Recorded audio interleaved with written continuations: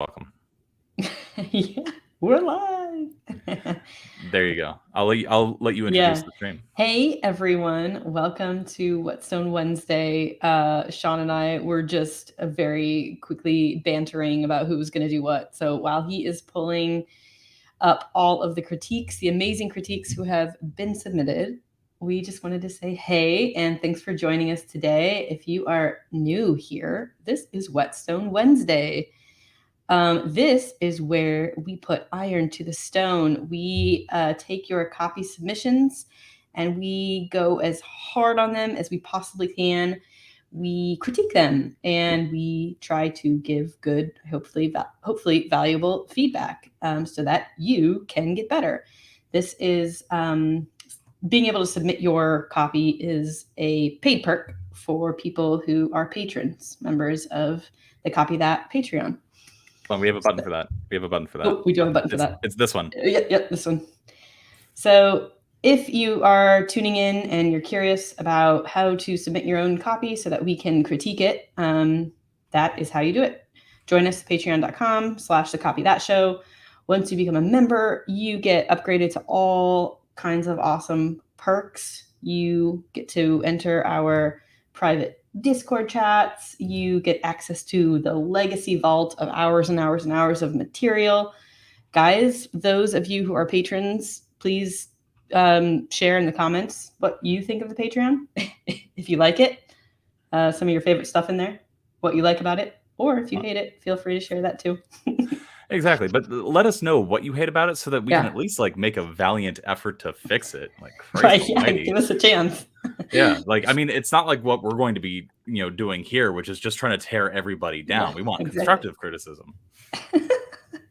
I think the only other rule for Whetstone Wednesdays that I want to impose upon people is this, and I started doing this last week, and I've done it every time that I've done one of these, which is we will answer your how should I say, unrelated questions about the copy. We'll answer any related question that you want within reason.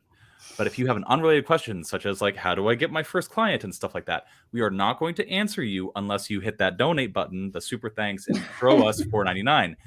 Both Lindsay and I, we actually use a butler service, and it's this international conglomerate that provides butlers for amazing, rich, super famous people.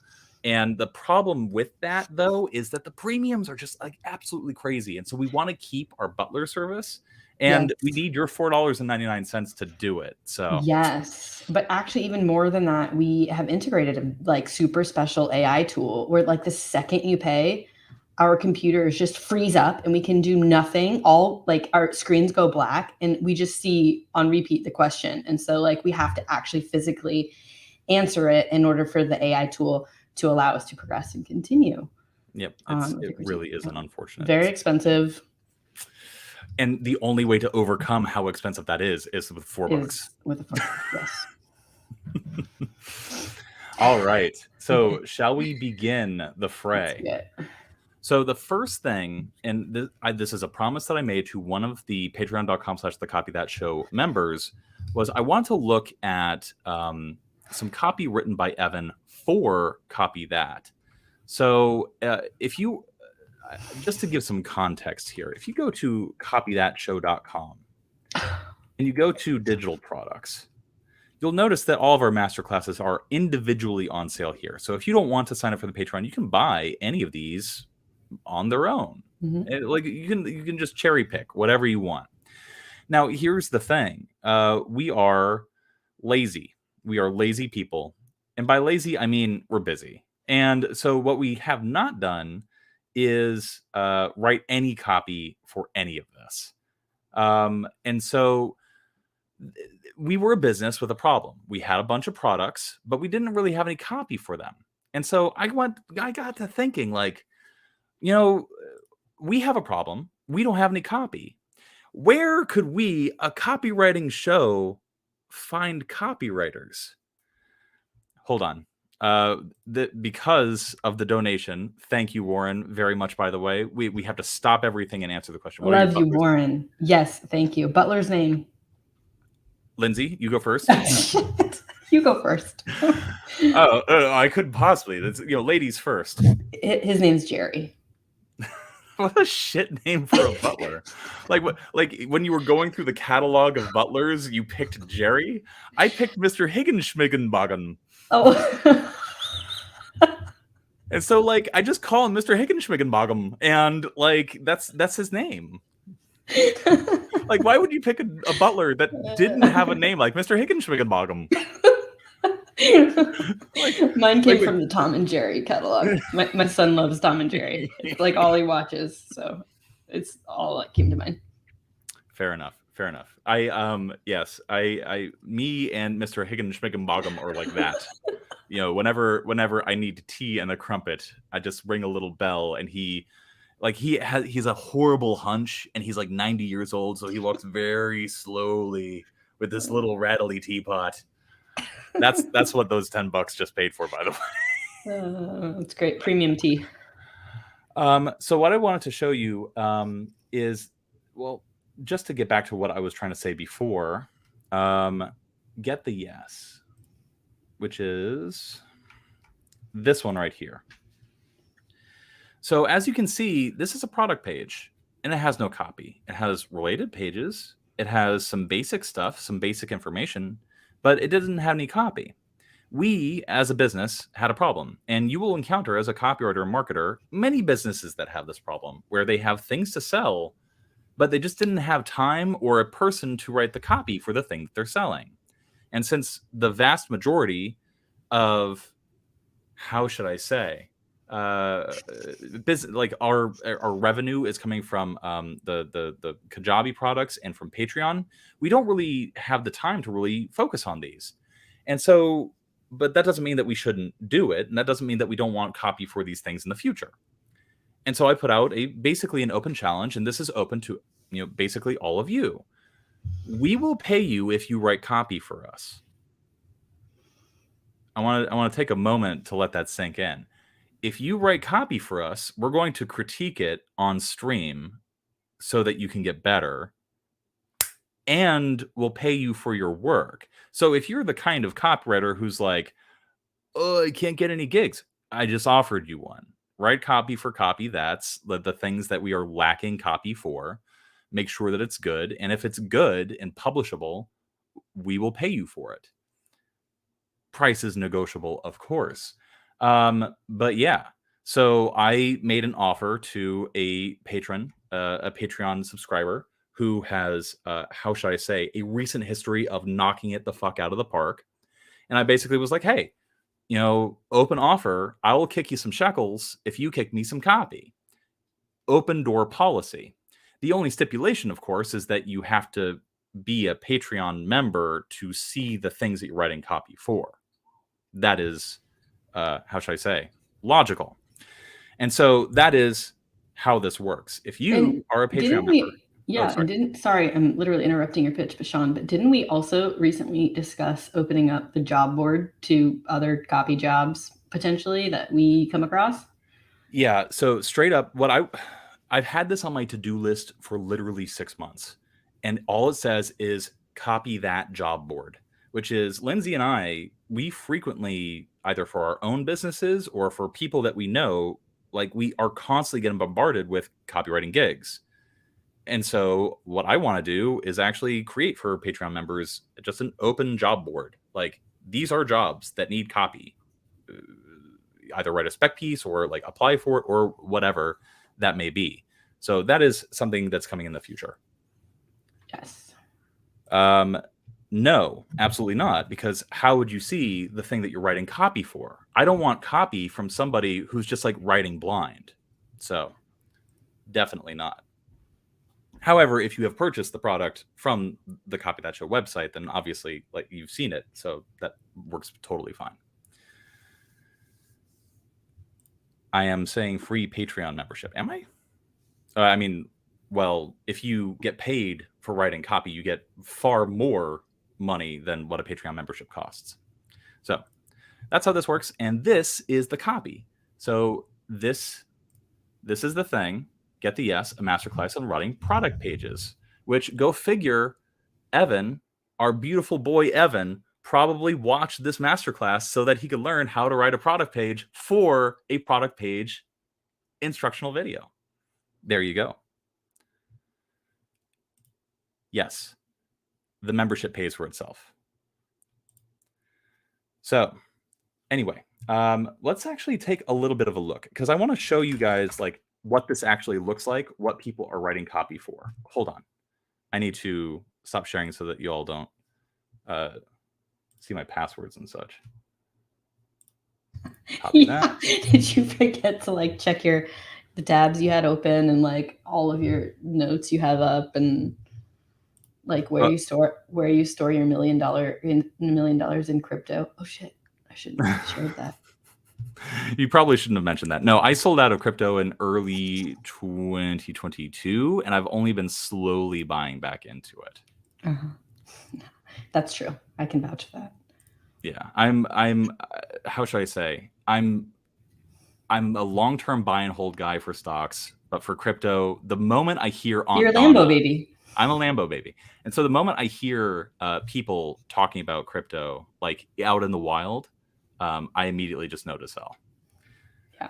So let's go down here. Let's look for masterclass.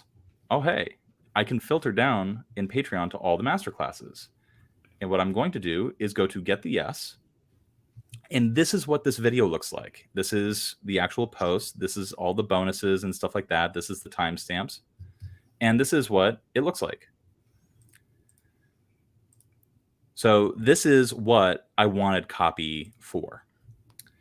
So let's jump in. Yes, Warren owns 150,000 Sean coin.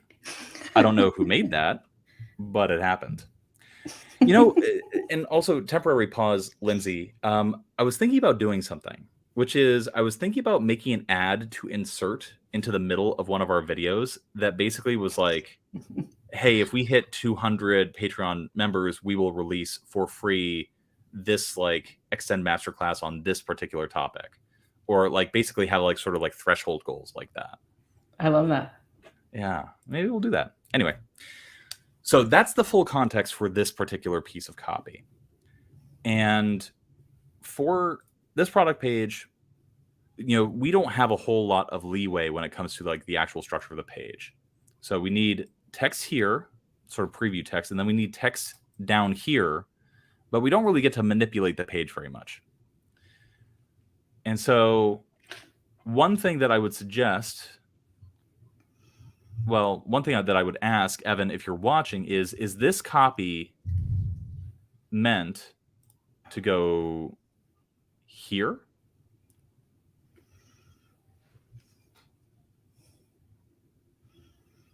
I don't know if he's watching. Yeah, he's on. He commented. All right. Well, I would assume that that's the place for particular, like this in particular. So you're a newbie copywriter trying to get your foot in the door. You want to build up your portfolio and start getting regular paid gigs. Well, product pages are the perfect way to do that. Every store needs them, so demand is high. It's true. Even copy that needs them. That's why I'm willing to pay you hard money. Not like gold and silver, like real money. I mean like fake money, fiat. Yeah, we're a copywriting show, and like we need copy, lots and lots of copy. Yes. And this they can have. Oh, sorry. Go ahead. No. They can have a huge effect on your client sales, which will lead you to getting a glowing review. Maybe they'll even ask you to write more for them. Missing period there. Doesn't matter. But the best part, product pages are. So I only mentioned that needed a period there to like make Rod feel bad. Trigger Rod. Evan did confirm. So this bit right here is for the top section. Cool. One thing that I would recommend, Evan, is not all of your clients are going to be able to intuit what you're doing. Like I sort of saw or figured out like what you were doing, but like a little like just kind of like how this is meant to be a button. You might put button : and then button text or what have you. You might put like bracket, this belongs in the top portion of the product page, et cetera, et cetera. Just give a little bit of context for the person reading along the way. That's helpful for legal review. That's helpful for compliance review. That's helpful for publishers. That's helpful for design stuff. all things like that.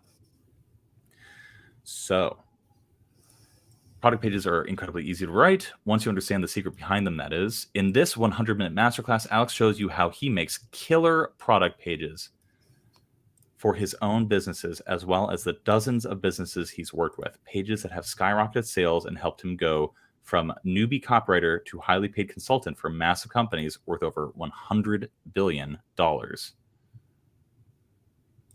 do you think? Just don't forget, this is just the top portion right here. Yeah, it's and like a little lift. That was my very first feeling, and this might be because I was looking at e-commerce pages with Warren recently, and I kind of feel like maybe this needs to be treated a little bit like an e-commerce page. Like, I don't know if I want this much text like right away, more so than maybe just like helpful bullets that just very quickly spell out the benefits. And then once I'm like convinced enough that I want to kind of keep reading, then I can scroll down and continue like looking into like what it is. But I wonder if this is just like too much for up there. Like, you know, starting out with your new copywriter, trying to get your foot in the door, you want to build a portfolio, start getting regular paid gigs. Yeah, like this is just fluff. This is just like very, you know, fluffy language. And I wonder if we would have more success very quickly spelling out the benefits, so that within, you know, 7 seconds of somebody landing on this page, they can know like what this is about. Because sometimes our titles are a little tricky. Like, you know, we don't really know kind of directly what these are about. The topics are very nebulous and vague. And so this is like our very like one quick opportunity, yes, to, and I noticed when you started doing this, to treat it more like an e-commerce page, right? Yeah. It's one of those things where copywriters, more so than any other profession, needs to be very conscientious of space and time and space being effectively the same thing. And you have to write with such an incredible compression, especially in these sort of like short form things where you need to give just a little bit of a teaser, just enough to get them interested. And if people want to learn more, you say, check, scroll down for more info if you want to learn more. This page, if I were to improve it, I would probably add that a little CTA, like, hey, scroll down if you want to learn more. One thing I like about this is that,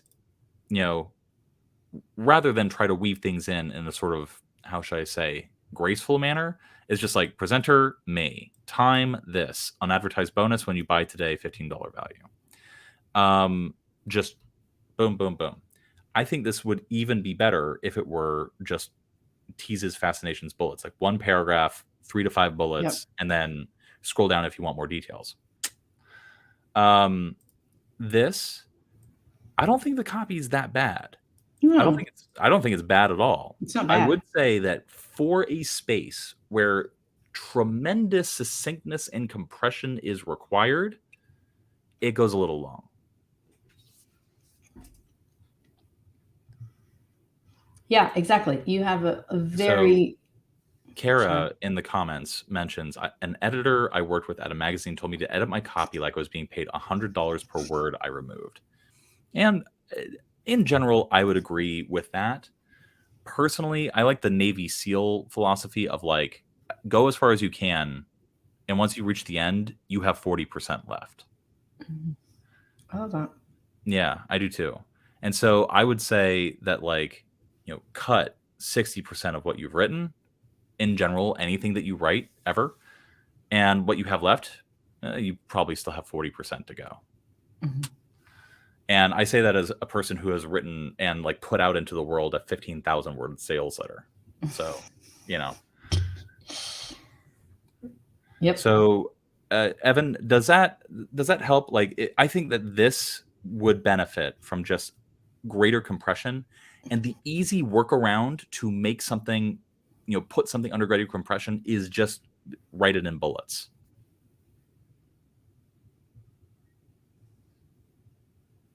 Cool. Okay, let's carry on. So if a person scrolls down on the page, like, so this is a corollary page, inbox domination. Scroll down.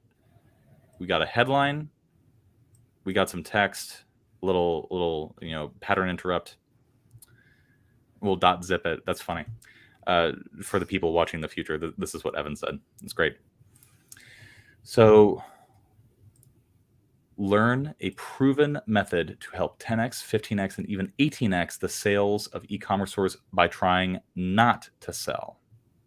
Okay, interesting.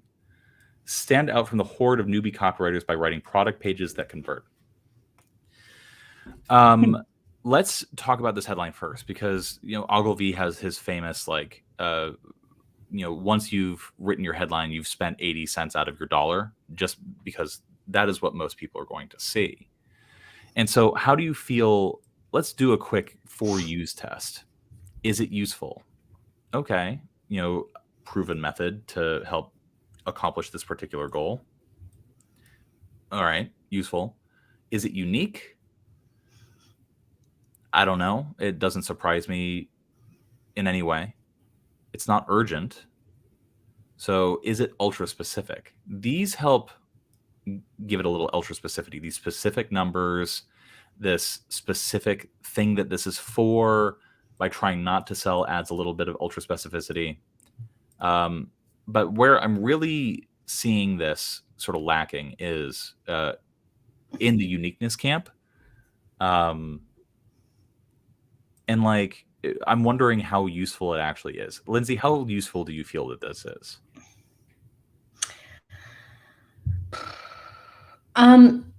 So one of the things that crossed my mind was 10x, 15x, 18x.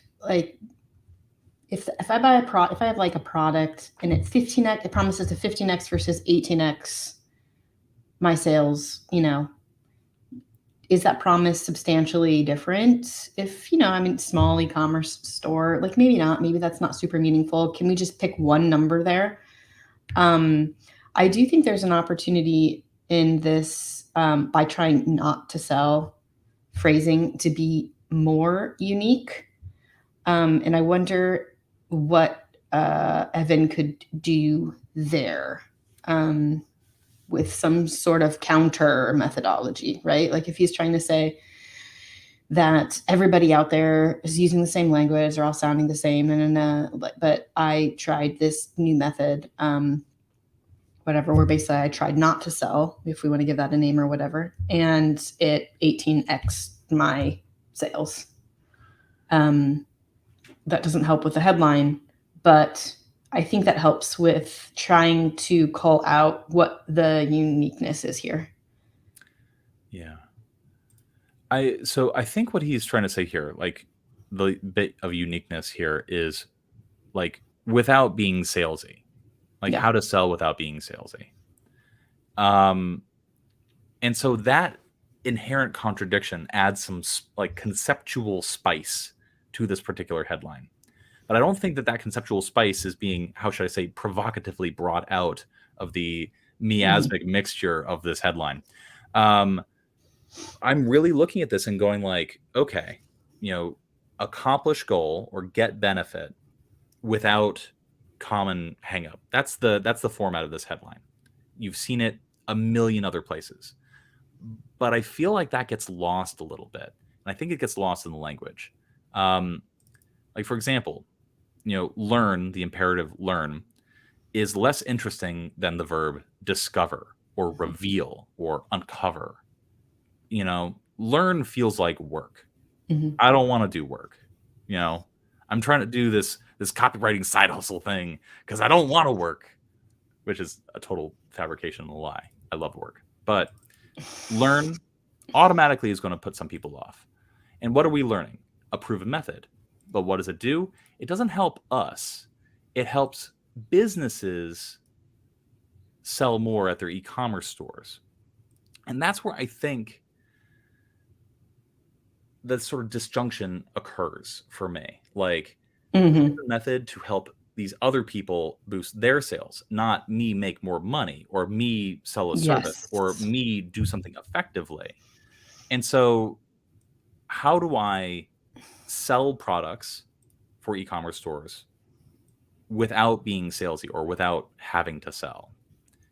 that for me, like playing with those contradictory notions is where I think the opportunity is for this.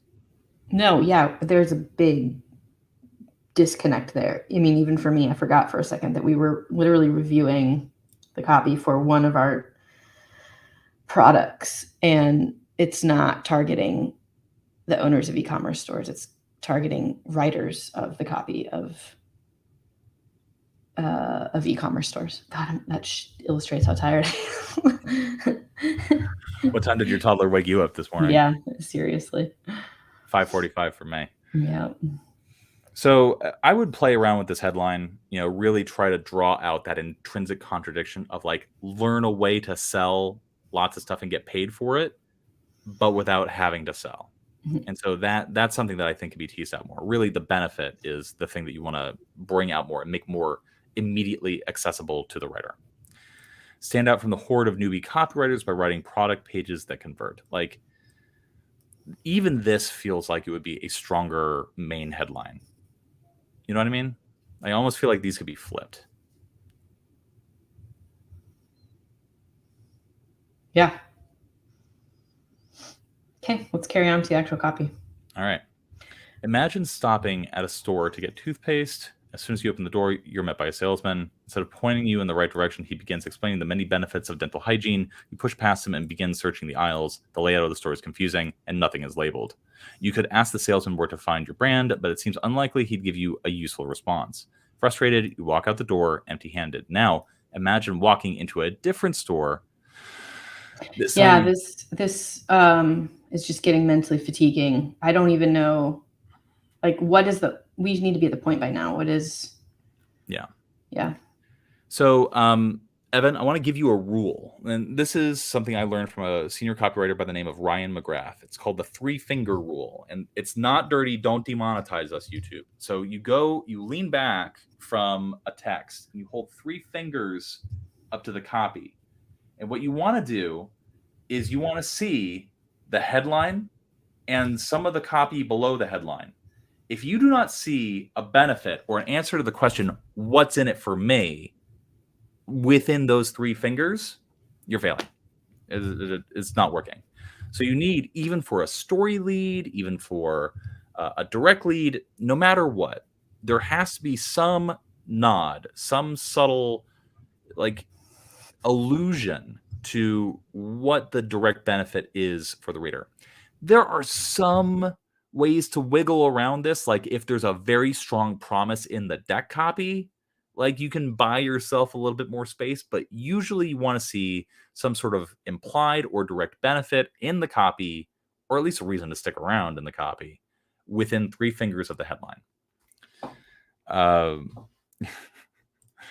Roderick is personally a fan of the shocker method, which is where you do this to the copy and you want to see in the gap where your ring finger should be the benefit.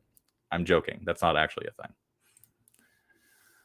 So that is immediately something that I would recommend here. Just making sure that people understand, like, really quickly what's going on, what's in it for him.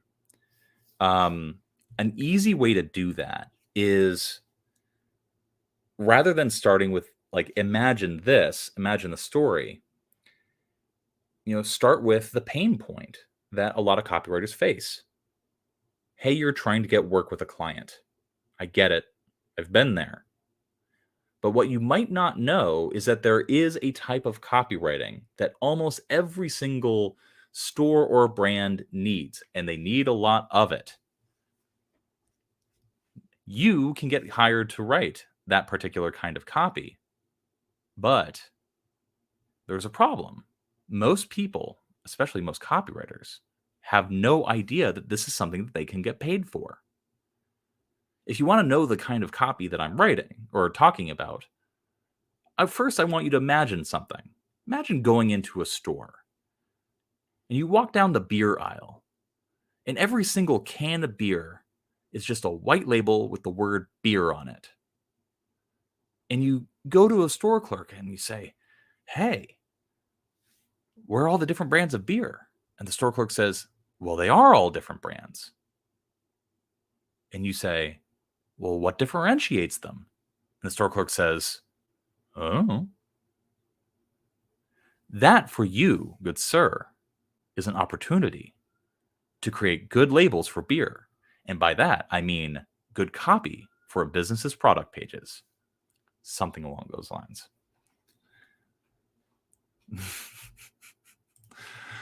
Benefit in the perineum. I got it. Just make sure that you don't sunburn it before you put it there.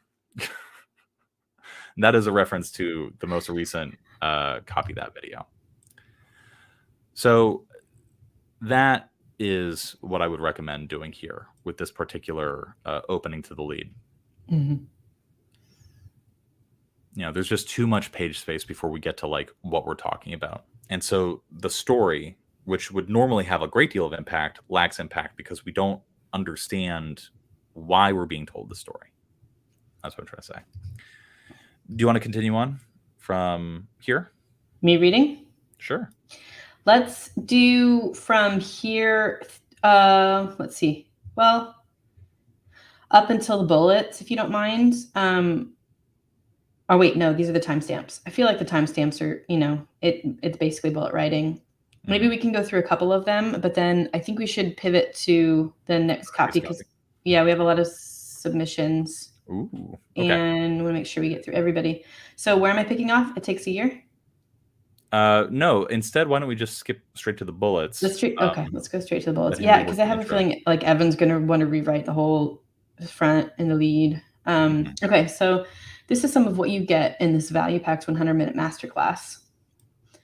Worried you can't work with an e-commerce business just because you're a newbie? Worry no more. Alex lays out how he went from newbie like you to respected consultant, helping over 20 e-commerce brands make millions of dollars selling physical products.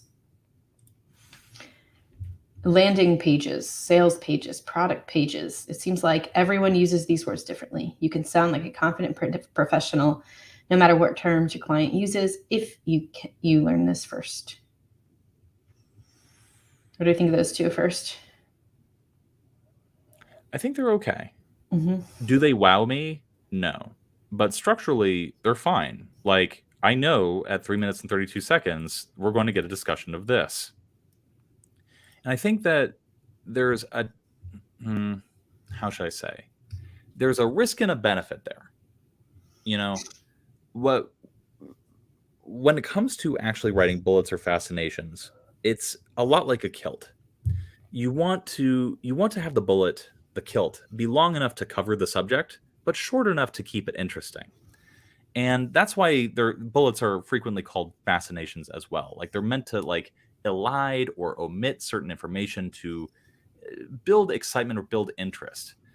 If a person's scrolling through this and they go landing pages, sales pages, product pages, it seems like everyone uses these words differently. You can sound like a confident professional no matter what terms your client uses if you learn this first. Like this is the thing that's meant to build intrigue there, but I don't think it's doing a particularly great job because like the first thing that we're talking about is like how to tell the difference between different kinds of pages and like what it actually means. And so I'm wondering if there's a way that we can build more intrigue here, with less, like fewer words, less space. Yeah, it's the same. Like these need to be tighter too. Rather than saying like worried you can't work with an e-commerce business because you're a newbie, worry no more. Just nix that and say something like Alex explains how to kick imposter syndrome. He went as a newbie, something like this. Like Alex explains how to kick imposter syndrome how he kicked imposter syndrome when he helped over 20 e-commerce brands make millions of dollars selling physical products starting on day one. That is more of a benefit that I would probably do something even more condensed. Is it possible to go from newbie to respected consultant in X amount of time, like whatever Alex did, like 2 years or something like that? Mm-hmm. Alex proved that he proved that it did. He went from, not knowing what copy is to helping over 20 e-commerce brands make millions of dollars selling physical products by mastering one skill. Yeah. Yes. Something like that. Discover the one skill Alex used to help over 20 e-commerce brands make millions of dollars as a newbie. Something like that. Yeah. That So one's really I'm a good too. newbie. I want to learn this skill. If Alex did it, I can do it, So Yeah. a lot punchier. But it's still around the idea that newbies can do this. Absolutely. And newbies can. That's Newbies why can, we've yeah. opened this up and we want to pay people for it. Another thing here, like people in the comments, the keto landing pages, sales pages, product pages, I actually think that that's the wrong direction. Every business needs one, or every e-commerce business needs one type of page. Go to minute 332 to find out the kind of page they're willing to pay you money for. Love it. Yeah. You're not, let's not futz around with like, the excitement that people feel by differentiating the definitions of words. Like, give me a fucking break. Let's actually build some intrigue here. Yeah. So, and part of that is just, leaving out unnecessary information, cutting the fat. So, intrigue, baby. Absolutely. Pick a random one and I'll pick another random one. Okay. Oh, wait. 1833. Never make this rookie mistake on your product page. Trying to make a page look nice can kill your conversions if you don't know what to watch out for. Here, I think it's falling into the same error. Trying to make a page look nice, you've given away the farm. Yeah. Never make this rookie mistake on your project page. Wasting hours of your day trying to do this one thing can actually kill your conversions. Lots of new copywriters don't realize that this can absolutely destroy a business's ability to sell. Yeah. Especially if you don't know what to watch out for. Discover the 5 rookie mistakes that will kill your conversions on your product page. Absolutely.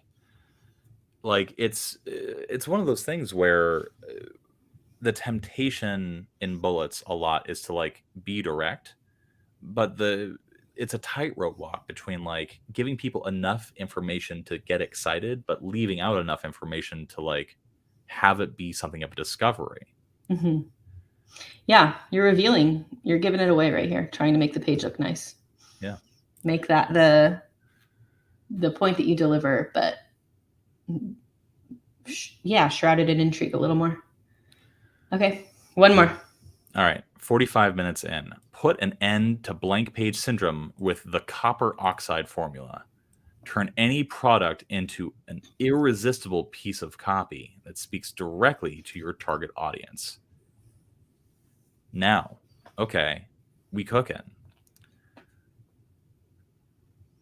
I like this. Turn any product into an irresistible piece of copy that speaks directly to your target audience. So the only place where I think it really goes wrong here is turn any product into an irresistible piece of copy that, and then ideally an outcome. Turn any product into benefit or result that results in beneficial outcome. And so what is the beneficial outcome? Do you, Lindsay, wake up in the morning and whip off the blankets and go, man, God fucking damn it, I cannot wait to speak directly to my target audience? Love it. No. All 23 people watching right now, do you strip naked and howl into the black, blank, moonless night? Let me speak to my target audience! That, by the way, is a simple test for whether your benefit is exciting or not. Now, here's a trick, and this works well for pulling out benefits and deeper benefits, and also it works for dimensionalization as well. Sign up to copythatshow.com for our email list for a newsletter on Saturday that will be all about that. What is lying under? Why? Why does somebody want to speak directly to the target audience? Why? Lindsay, you were welcome to answer as well. Okay. Yes. Someone wants to speak directly to their target audience, because the closer you get to matching their intents and their wants and desires, the more conversions you will get and the higher sales you will generate for your client. There you go. Turn any product into an irresistible piece of copy that generates massive sales for your client, parentheses, and possibly scores you more work too. Mm-hmm. There you go. That's the beneficial outcome. That's the result of that. If you are successfully able to speak to your target audience, you are ideally able to achieve a particular outcome. That's how this works. And that's a game that you, person watching, can play. I noticed that like after I started yelling like naked at the moon that we lost like 5 people, but it's okay. Hopefully this was helpful. I'm surprised people just didn't hear it from miles away and come running. There are people banging at the door outside. Yeah, anyway. I do want to point out before we move on, we should move on, that like, look at this. How Evan wrote 30 some bullets here. Mm-hmm. And like, this is how you get better. I mean, this is amazing. He brought them here. He got them critiqued. And now he will take that feedback and go back and rewrite, and we'll get even better. Yeah, absolutely. Anyone can do this. Oh, he wrote. I love it. Man, is it hard being such a pimp? I know. I got to ask. No, I have a lot of respect. And one thing I want to impress, this is compliment sandwich time. Like, part of what we're doing here, we are getting paid to critique. And so obviously we are going to feel obligated to point out things that can be improved. But, so it's an arrogance thing. It's kind of like what I say. If you ask 10 copywriters for their opinions on a piece of copy, you'll get 12 answers.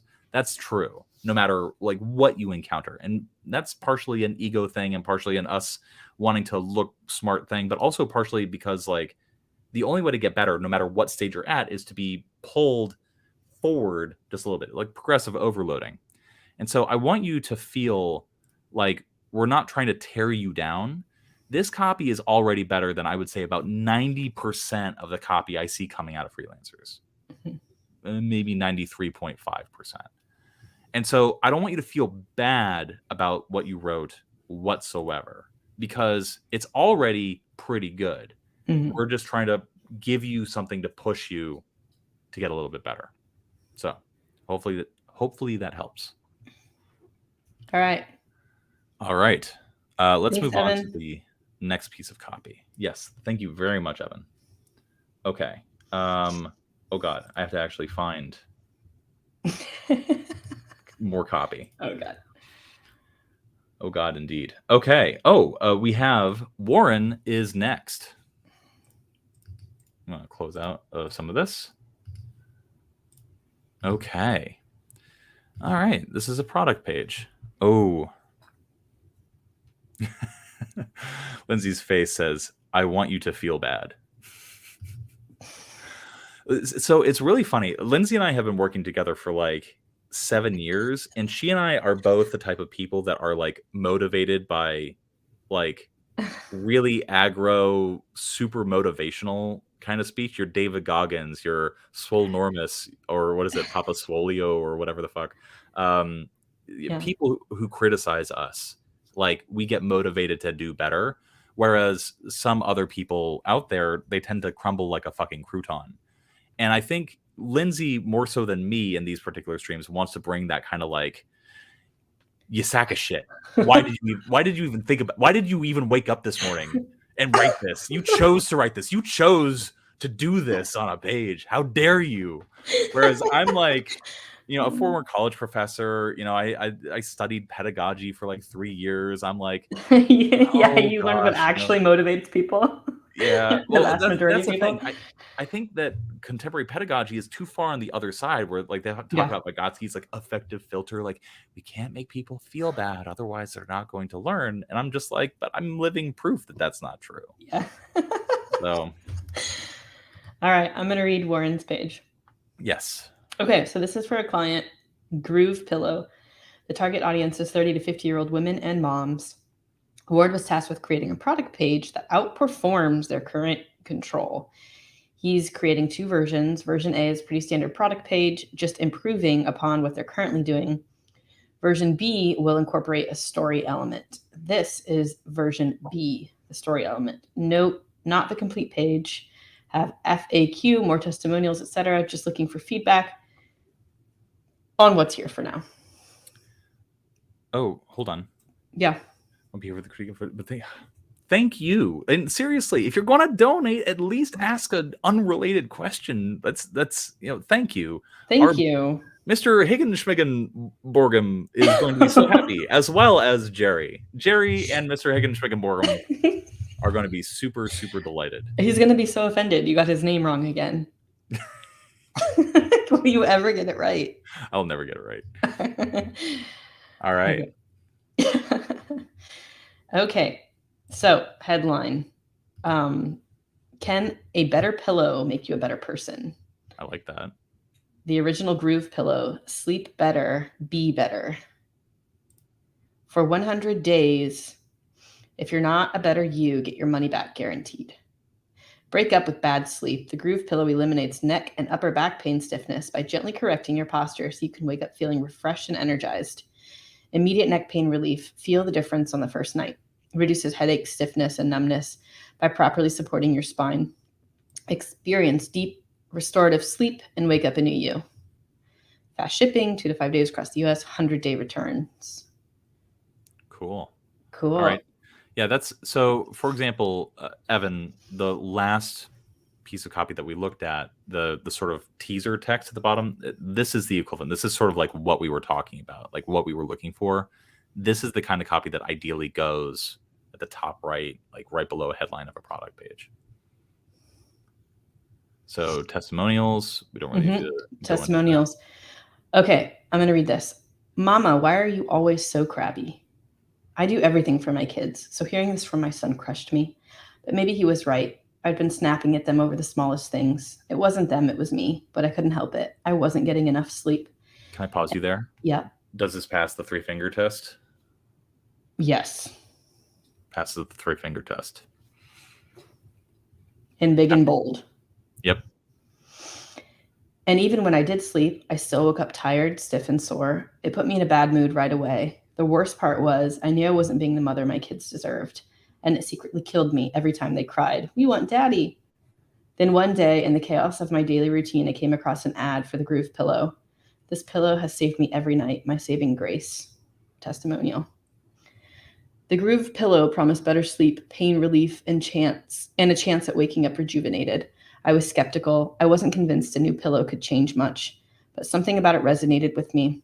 I read the stories of people like me, tired of the pain, the fatigue, the irritability. They found relief with the Groove Pillow. I figured why not at least try it?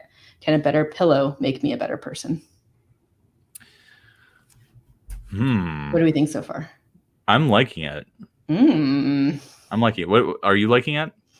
Yes, I'm liking it a lot. But I mean, I saw this before, and okay. I gave Warren a few pointers. So I am going to hush because I don't want to influence you. And I want your like straight up feedback as well. But I do other additional thoughts now that I'm seeing this because he's added some stuff. So I will chime in as well on the new stuff. But what do you think so far of the story element, of the headline, the testimonials? What are your thoughts? And what are everyone's thoughts in chat? Yeah, absolutely. Feel free to share your thoughts in chat. Absolutely. Yeah. Here's my thing.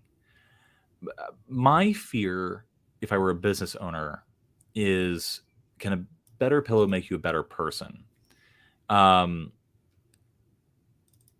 Like if I were a business owner, I'd be a little scared of that because of the implications. It's about the implication. Yeah. And like, I understand the temptation. I forget the rhetorical term, but it's like zoegma, anaphora, or something like that. Like better, you have that repetition. But you can have grammatical repetition. Can a better pill make you a happier person? Something like that. That might be a little safer, more neutral for sure. Yeah. Yeah. And it depends on how safe you want to be. Yeah, that was my comment to Warren on, if you scroll down to the headline there, like, Mama, he originally had, Mama, why are you always so mean? And for me, like, the mean immediately, like, that was potentially more dangerous in terms of implications, because it brings up a lot of other like narratives that are kind of happening right now in the mom space on social media, and, you know, like intergenerational stuff, like fixing of the past and not being mean mom and blah, blah, blah.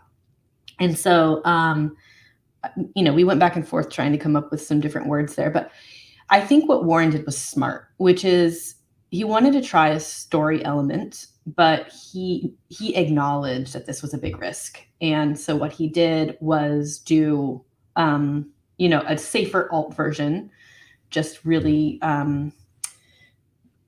sticking with within the same template of like successful e-commerce pages as everybody knows them. And then he presented this one as kind of like, hey, this is like my above and beyond bonus page, where if you guys are cool with throwing some, you know, ad budget at this and testing something out, you know, we wrote this story. I think this could potentially work, which I think is a super cool way to not only, I mean, he's delivering on the project, he's going above and beyond, he's illustrating his skill set, which they, you know, probably weren't expecting. He's going to wow them with a story, because I think it's a fantastic story, and we'll continue to read the rest of it. Yeah. I want to, so first off, you know, you often don't have a lot of control in terms of the testimonials that you get. You know, the testimonial giver wouldn't normally quote your product motto. So a lot of surveys, a very wise thing to do if you're sending a survey out to people, is to literally ask the question, what would you say to a friend if you wanted them to buy this product, and get them to answer? And in that case, a lot of people do use mottos. They do use language actually from sales copy. And that's a good thing. It works really well. And so even if it feels unnatural to you, like that is a way to get authentic testimonials. Another warning to happier, peppier person: can a better pillow make you a better person? I would just pick one adjective. You don't want to fall into the trap of adjective stacking. You know, more adjectives does not make something more descriptive. It just makes it more that a person has to read and intellectually process. So you ideally want to focus in on like the one adjective that evokes the most and is most coherent with the story that follows. Speaking of story, this is a really good question. I wanted to jump on that last. Like, what makes this story good? Because I said this is a really good story. So Sean, how would you answer this? So we start right in the middle of the action with some dialogue. Mama, why are you always so crabby? Hearing this from my son crushed me. So we have action, we have reaction immediately. So we're already starting at a point of higher tension. The stakes are already high. And because of the nature of the conversation, because of the action, this is serious business. Anybody who has children can immediately resonate with this. I know I personally can. But maybe he was right. I'd been snapping at them over the smallest things. So, you know, this is in the story called exposition. We start with the action, elevated tension. We pause, we pull back a little bit, we explain the context a little, but it wasn't them, it was me. I couldn't help it. I wasn't getting enough sleep. We immediately know what the tension and the stakes of the story are. We immediately know what the plot of the story is going to be. This is going to be the search for greater sleep, and we are going to see how lack of sleep affects interpersonal interactions. So working really good there, and all that is accomplished within 6 lines. That's really good. Even when I did sleep, I still woke up tired, stiff, and sore. This is called exacerbating or aggravating the problem. We're building more tension here now that the exposition is done. We're ramping it up. It put me in a bad mood right away. The worst part is, again, step, worst.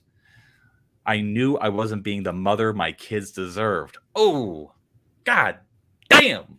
Oh, shit. And it secretly killed me every time they cried, "We want daddy." Needled in. It's needled in. Needled in. Oh, crap. Crap on a stick. Man, that hurts. Then one day, in the chaos of my daily routine, I came across an ad for the Groove pillow. And here we have a hint of a solution. The hint of a solution. It's a good story. It's a great story. It is succinct. It's tightly compressed. It has all the hallmarks of what makes a story, the actual structure of a story, as well as what makes a piece of copy good. An attention to people's pain points, an attention to people's desires, an attention to people's like deep dark needs for like validation, to love and to be loved. It also offers like a crystal clear, like we're not fucking around with elegance here. It's a crystal clear problem that a person has that has a crystal clear solution. Good story. Sean, well done. You, in the last couple of minutes, just succinctly described something that I think is very, very difficult for people to grasp, which is what is good story and what is bad story, because we've read so much copy where people are attempting the story lead, and it's just completely wrong. And one of the biggest reasons that I have seen why it's completely wrong is because people, they try to tell a story for the sake of story based on something that they perceive to either be clever or humorous or funny, whatever. But it's not like the ingredients and the step-by-step that you just explained is how short story should be told in copy. And I think that you just succinctly blew it away and made it a total formula for people to follow. And if people want to learn more about writing stories in copy, I have an entire masterclass on utilizing story and narrative structures in copy. Amazing. Available on Patreon. Hold on. We have a banner. Patreon.com/thecopy And you can also buy it on the site. It's right? True. It's true. And on the site, there's actually, if you buy it on the site, there's actually an additional bonus that doesn't come with the Patreon, which is why it costs more on the site. Yeah. So, yeah. If you liked that, you can go get more. I wrote a textbook on narrative and narratology when I was a college professor. And so... Do you think it's written very differently than you would write it now? Yes. Because it's written very academically. Yeah. And it's just like very direct, like this is what this is. This is what this is. This is what this is. This is how to do this. Whereas now I would probably like fluff it out more, provide more like concrete examples and things like that. Back then I was just like, I need to give people, because I was teaching people and I wanted to make a thing to give to people so that they would have a language to discuss a thing. Because they just didn't have it. Most people don't know how to talk about stories. And so I wanted to give people words that they can use to discuss stories. That's why I made it. That's great. Warren, I would say now that I'm looking back at this, and I meant to give you this feedback earlier. I'm sorry I didn't, but I'm very curious what these images will be. And I know you were, going to kind of lean on the design team to help you out here with this, but I wouldn't want them to make the wrong decisions, because I think these images can potentially do a lot of work for you that are highlighting the biggest points that you want people to take away from each of these sections. And so if you have the opportunity to kind of weigh in on those, I would make sure that you do so, rather than just kind of like leave it to a whim, because that could end up, dramatically affecting the results. I am also curious what these images will be. Well, we'll find out. Is the cut everything, then cut more thing still applicable for stories? How to balance the elements of story with it? Yeah, like just imagine this story like in the hands of a less experienced writer. Like it would just go on and on and on and on and on. And then my son at the door turned over his shoulder, perhaps hips akimbo, and he looked at me with those big pouting eyes. And like, no, just a bunch of details that nobody fucking needs. Like, just cut to the bone. I'm not a huge fan of Hemingway, but writing like Hemingway, it really does work better in copy. He was all about cutting. Now, here's another, how should I say, bit of piece of feedback. I don't know if this is necessary, having skimmed the rest of the pieces, the piece rather. Warren, I still woke up tired, stiff, and sore. Bad mood. Wasn't being the mother to the kids. That's 1, 2, 3 things. 3 pain points that you bring up in order. Now, each of those pain points are things structurally that you should probably address after you introduce the solution. So, number 1, woke up tired, stiff, and sore. My first night with the groove pillow was definitely an adjustment. My old pillow, but comfortable. I woke up the next morning and actually felt rested. So we're not returning to the structure. It's like you set up dominoes here in the beginning. And so what should happen? The dominoes should fall more or less in order. So this section should be about solving the problem of being tired, stiff, and sore. And so this is, it's just like I would probably calibrate it a little bit, or at least have a nod or an allusion to what is going on, especially here, since that's the first thing you set up. Second thing, put me in a bad mood right away. Okay, the next thing, we got laughing more, snapping less. Yes, this addresses mood. Change wasn't just physical, it was emotional. I was a better mother, more patient, more understanding. And so bad mood, wasn't being the mother to my kids. So here you have in 2 or 3 handled here. So structurally, you're following a good pattern here. The only thing that's really missing here is that tired, stiff, and sore problem. You're not really addressing that in the solution right here. It's more, again, lighter, happier, more myself. Again, you're doing a good job here. But if you're going to set up the dominoes, this is a Chekhov's gun thing. If you have a gun in Act 1, it needs to go off by Act 3. So you need to talk about this. So I'm not going to beat a dead horse a la Raskolnikov. I'm just going to move on.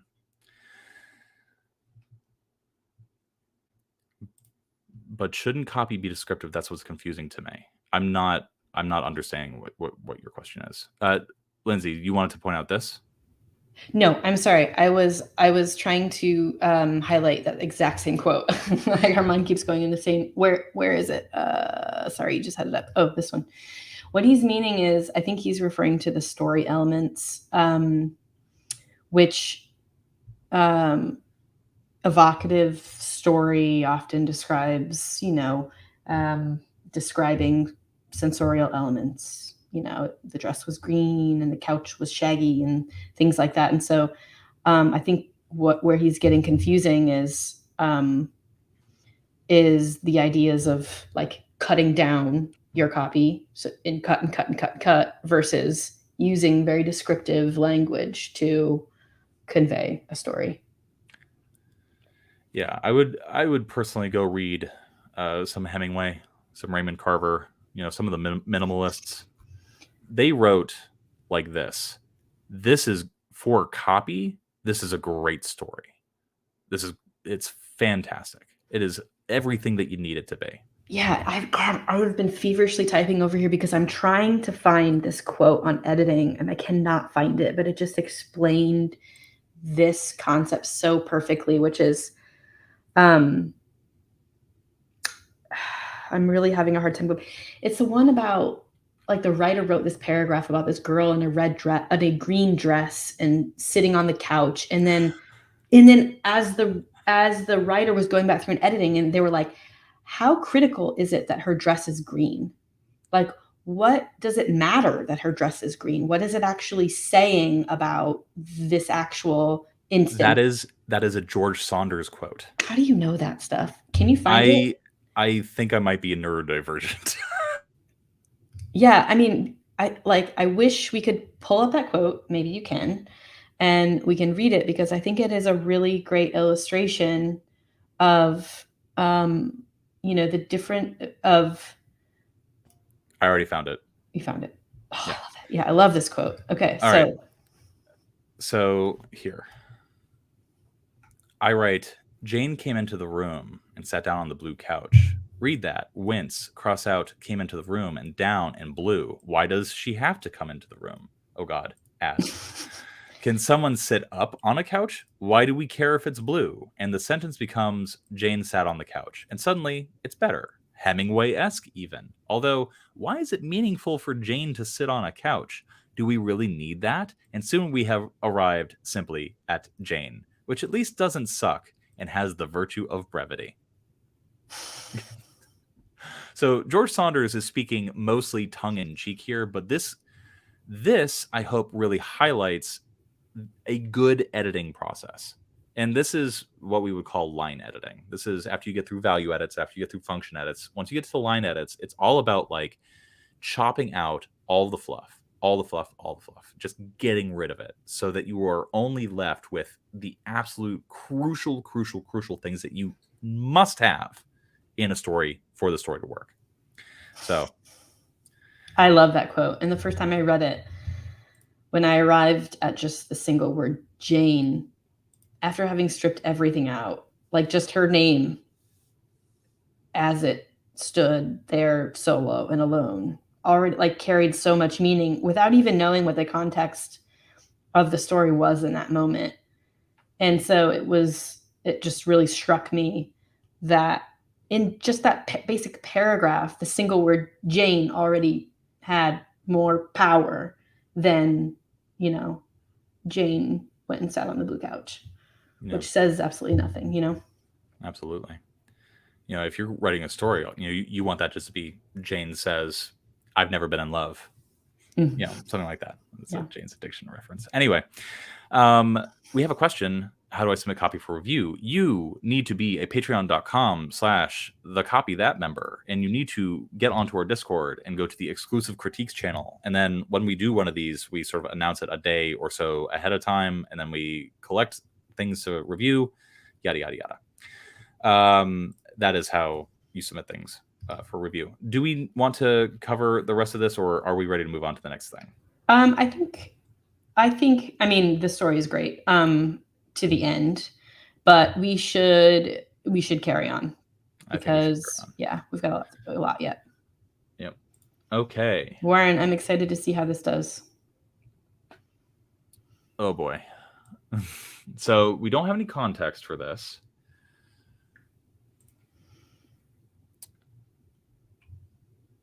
But your email copy sucks balls, huh? Crush your email campaigns like a bug, even if you have a small list and make more money in less than 20 minutes per day. To you, online entrepreneur, this is 15 pages. To you, online entrepreneurs, affiliate marketers, product creators, email marketing enthusiasts, listen up. Are you constantly finding yourself staring at your blank screen, wondering what to say? How would you like to crank out emails faster than ever before that will be opened, clicked on, and your list will be so blown away that they will bow down to your epic emails like you're a cult leader buying whatever you promote to them? All right, let's start with the headline. By the way, there's another question here about stories. If you were targeting people who can't sleep because of, say, a neck problem, more descriptive copy that emphasizes may be more effective. Yeah, absolutely. So depending upon how you want to target whom you're targeting, you might go with a story lead for more unaware people that might not be aware that they have a problem. And if they're more problem aware, you would go for a problem solution lead, and that you're just like explicitly spelling out the problem that they have. The benefit of doing a story lead is that it allows you to target, like, say, for example, you look at your past customers and you find out that your best customers with the highest LTVs and the highest satisfaction were moms. Let's say that 48% of your customers were just like moms who loved it because of these problems. And, well, that would motivate you to want to sort of tell a story from that perspective. But say you don't have that information.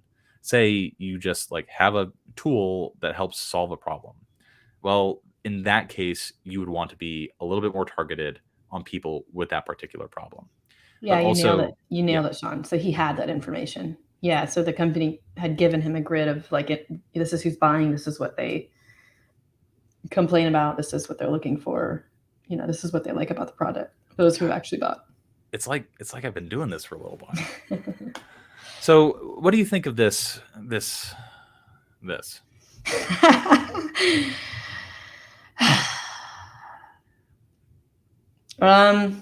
I, irrespective of the copy, I mean, I guess we didn't warn people, remind people to give us some context. So I definitely did. I you warned did. people, and I'll let people know. I get upset when people don't follow instructions. Yeah, this copywriter is not. Maybe they're new, So I don't know. I'm trying to be I'm trying to be not so aggro on this. I feel like you should. What is that 90s song? You only get what you give. I feel like you should absolutely give back the energy that is being given here. Yeah, this person has just absorbed absolutely nothing of what we say, and they're just trying to ram down people's throats with just this very aggressive energy, like trying to shock, trying to you can just tell that they're not doing any critical thinking at all on the skills of persuasion. And why is this perhaps not persuasive? This headline, first of all, I mean, let's go through it again, run it through the 4 U's. So first of all, eyebrow copy. Let's start there.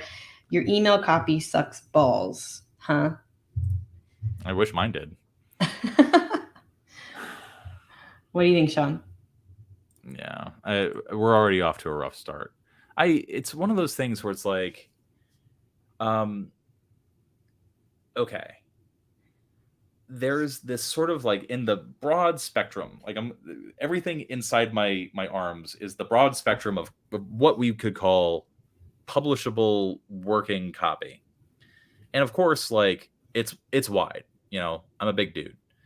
And within a smaller subsection here, I'm going to say there's copy that is funny.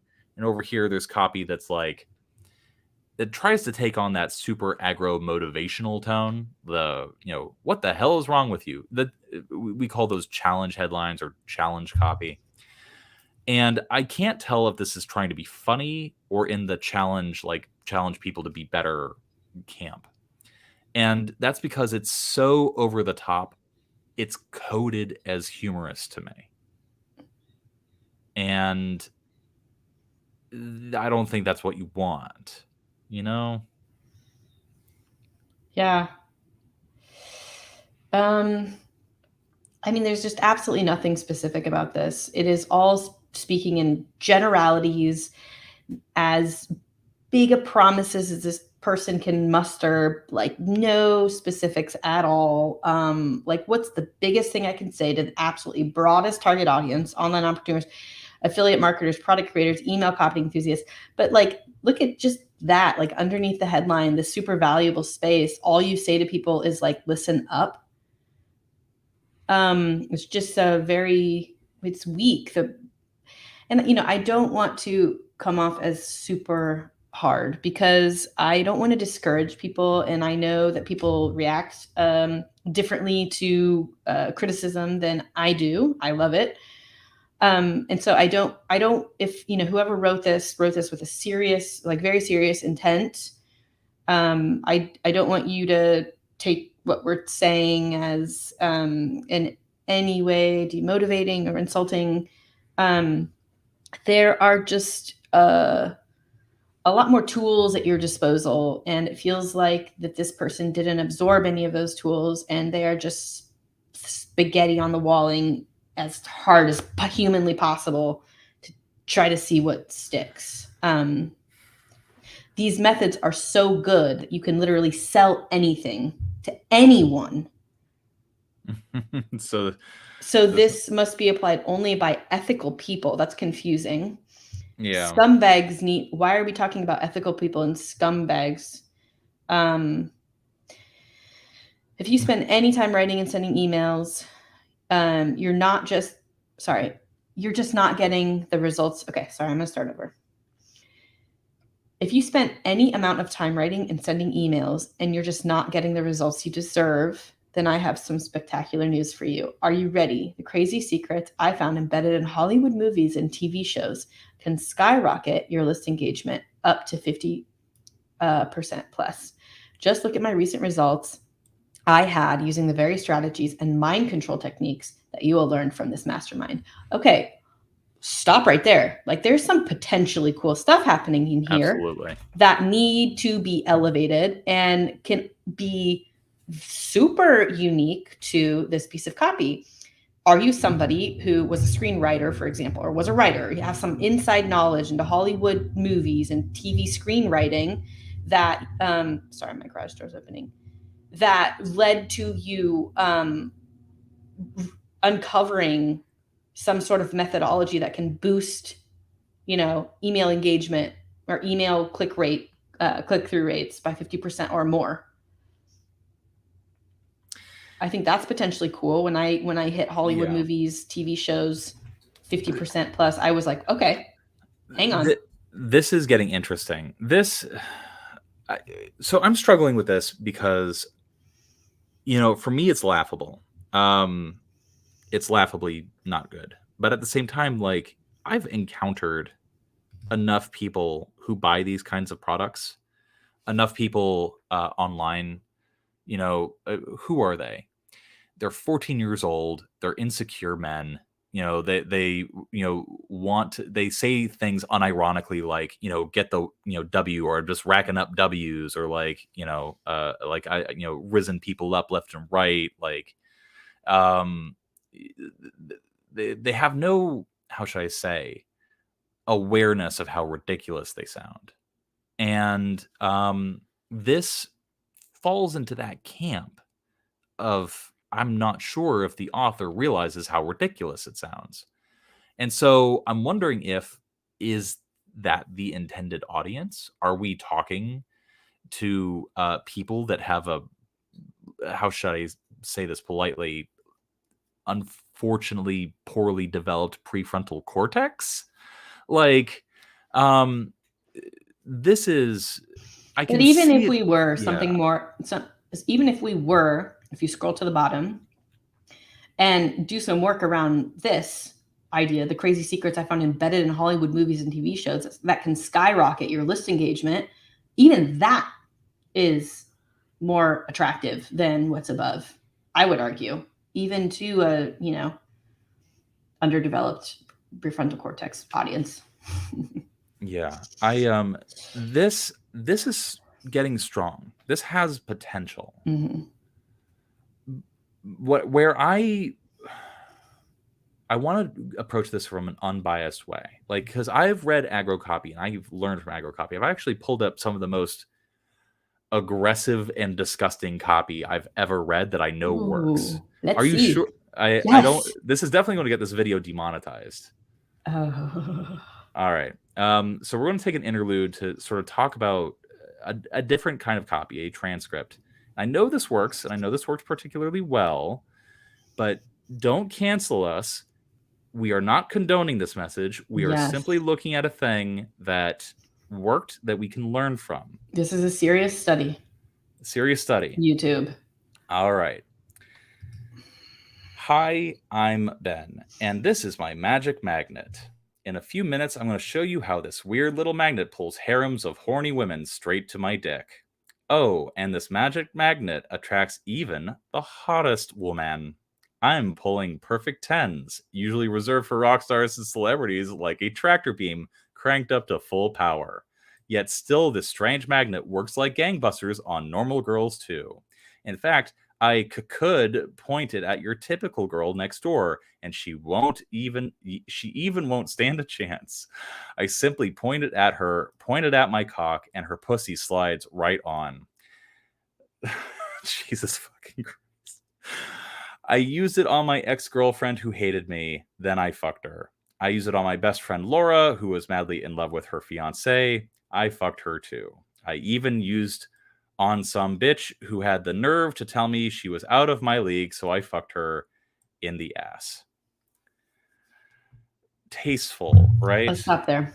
Let's What stop is this? there. This is a transcript for a promotion for a pickup artistry info product. Okay. This is the lead. This is how it begins. And I'm not going to say it gets worse, but I'm going to say it doesn't get a whole lot better. Now, why did this work? Why is this working? Who would it work for? That, I think, is revealed if you analyze later on in the sales letter. I would not recommend anybody read this. I've studied this for professional reasons. If you scroll down, one of the things that you start to discover about this particular sales letter and what this particular product is talking to is, who are all the testimonials coming from? People in their 50s. All the proof points are people in their 50s, people who've struggled with confidence, people who are deeply insecure, people who like have been desperate for attention from the opposite sex, people who have really wanted somebody to love them. What's interesting about this copy is that if you dig deeper and get into the middle bits, the guts, it actually is almost like, how should I say, a cavalcade, a display case of male frailty. Now, here's the thing. You can't start a promo that way, because the moment you speak to an insecure man and say, bro, you seem like an insecure man, they've shut you out. The filter is up. They've tuned you out. And so you have to sort of look at the subtext, look at the desires beyond the desires. And what I mean by that is when an insecure man talks about how much P word, pussy, sex stuff, the gross, wet stuff he's getting, it's revealing, tipping their hand to sort of reveal or point to some sort of other lack, some sort of deeper desire. The deeper desires are all sort of like in the middle guts of this promo, but you needed to speak to that up front, that surface level, like on the shell of my, the frail, calcified secretions that I've emitted on my body to protect myself from ever appearing vulnerable, especially to women. Like, once you sort of pierce that, then you can sort of get into the guts of what make men tick. But that shell, that desire for sex, that over the top desire for sex, you have to start there. Now, I bring this up because I want to talk about this. What is the sort of deeper desire here? Where are we getting? Stop the bleeding, bring back the list, etc., etc. Which front? Imagine all those smashing Google minions. No, we're hitting that send button, taking a vacation to some exotic destination, etc., etc. Once we get into the guts here, one thing that I see is missing is that deeper desire, the exploration for deeper desire, what is truly the desire behind the desire. Because I can certainly imagine that there are people who would respond to this. And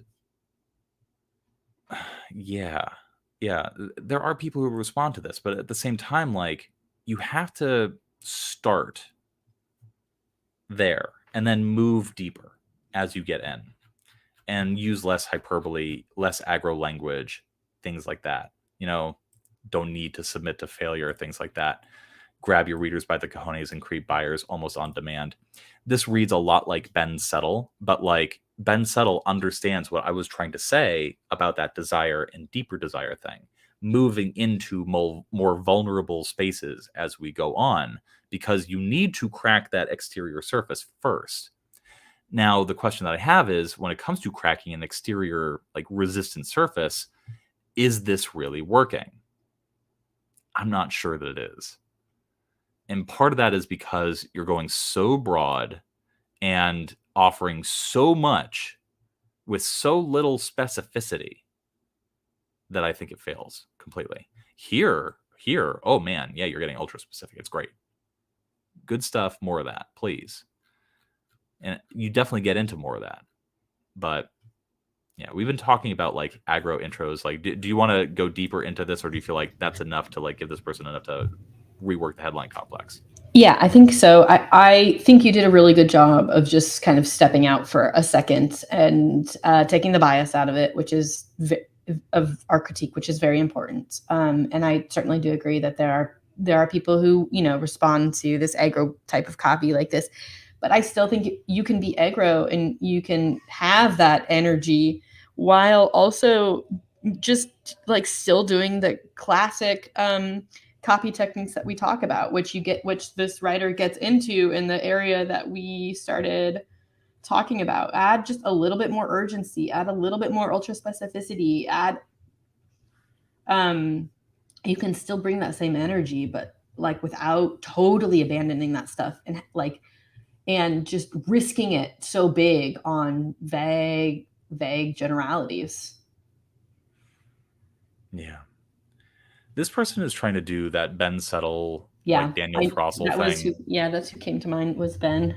Yeah. And so what do they try to do? They try to, how should I say, amplify the substance of their message with a absolute preponderance of voice. Yes. That is a very fancy schmancy way of saying, like, you know, trying to make your copy sound unique by wording things uniquely rather than like presenting something that's actually unique. And that works really well. After all, we are talking about email copywriting methodologies. Not exactly the most unique thing in the world, but the way you can talk about it can certainly be unique. Now, this teeters on like the pedantic and didactic. This almost crosses the line into not being useful feedback. But the problem you encounter with a lot of voice copy is that people that are new to writing with like a voice, how should I say, a very loud voice, tend to overdo it. This feels overdone. One of the ways I know that it's overdone is this is a simile. And there's just, I've already seen like a bug, like Jesus, like this, like this. Let's actually, hold on. Like you smash a cockroach. You know, there's another simile. Yeah. Like a boxer. Like a big fat failure. Yep. Yeah. It's overuse of a singular rhetorical trope. Yeah. And you want to be on the lookout for that when you're trying to write with a voice. I want to contrast that, Sean. I just linked in the private chat. I'm working on some copy right now for the business that Sean and I worked on together, and I was going back and looking at some swipes. And I came across this Jeff Brown Smart Man promo. I don't know if you remember this. This is an example of voice copy that works. And so what this copywriter did was they took this idea that this financial tech editor who, you know, they thought was maybe a little bit arrogant or conceited. So they really leaned into that idea and they dubbed him as America's most arrogant investor. And then they had him actually voice the text, voice the promotion. And so let's just read this. You may hate me after watching this video, but I don't care. You don't have to like me to potentially make 10 times your 95.3% accuracy starting on April 25th. So unlike the copy we just read, here's a preponderance of voice, but that's actually still giving us benefits of some kind and is still, you know, hitting us with ultra specificity, 95.3% accuracy, a big benefit, 10 times your money starting on April 25th. There's some sort of urgency in here, right? So scrolling down why I'm smarter and richer than you. People say I'm arrogant, but you don't have to like me to potentially make 10 times your money with a critical secret revealed on April 25th, which I've been using since 1996 with a 95.3% success rate. Dear reader, my name is Jeff Brown. People have said I'm pompous, cocky, and this is my favorite, a know-it-all, but I don't care. I was never the most popular kid in school or in the boardroom. Anyway, you don't have to like me to make money. So 3-finger rule right here. You don't have to like me to make money from the investment secret I'm about to show you today. Frankly, I'm fine if you decide you don't like me after you hear what I have to say, because it's my supposedly cocky and in-your-face view of the world that's made me so much money over the past 20 years, as I'll explain. Mm-hmm. Yeah, no, automatically that's pretty good. Yeah. It's, by the way, like, I'm pretty sure they adopted this tone because they saw that Shah Golani promos were utilizing that. And yes, there were a number of Agora promos that were coming out around this time that had that exact same. Yes, I remember. Yep. Yeah. There are a number. So I've talked about a number of like archetypal stories in promotions, especially wealth related promotions. One of them is the, how do I say, the Prometheus story, like, oh, I'm among the gods and I've brought fire down to the plebs, etc. Yeah. Look at how graceful and generous I am. That's often used for, it's like James Altucher's, that's used for a lot. But there's also a different type of guru. These are your Wall Street guys frequently. Yep. And they go the opposite route, which is how should I say, the rich bastard style of story. I don't even know like what archetype I would name it. I'll have to come up with some sort of name for it eventually. But basically the whole premise is like, I have a ton of Lambos, I'm not very likable, and also get fucked. But if you want to see like why I'm the coolest and why I'm bragging so much, join this. And it definitely works. It works for some people. So yes, it does. Yeah. So okay.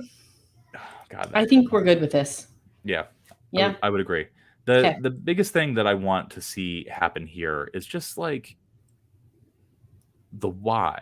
Like, why is this being worded this way? What is being drawn out? Like, if you strip away the voice, what is the unique thing here, and how is the voice amplifying that? Things like that. And I think that happens here, and there's other things that you can do to pre-frame it that would make it more enticing. So, moving on to Ashtastic's copy.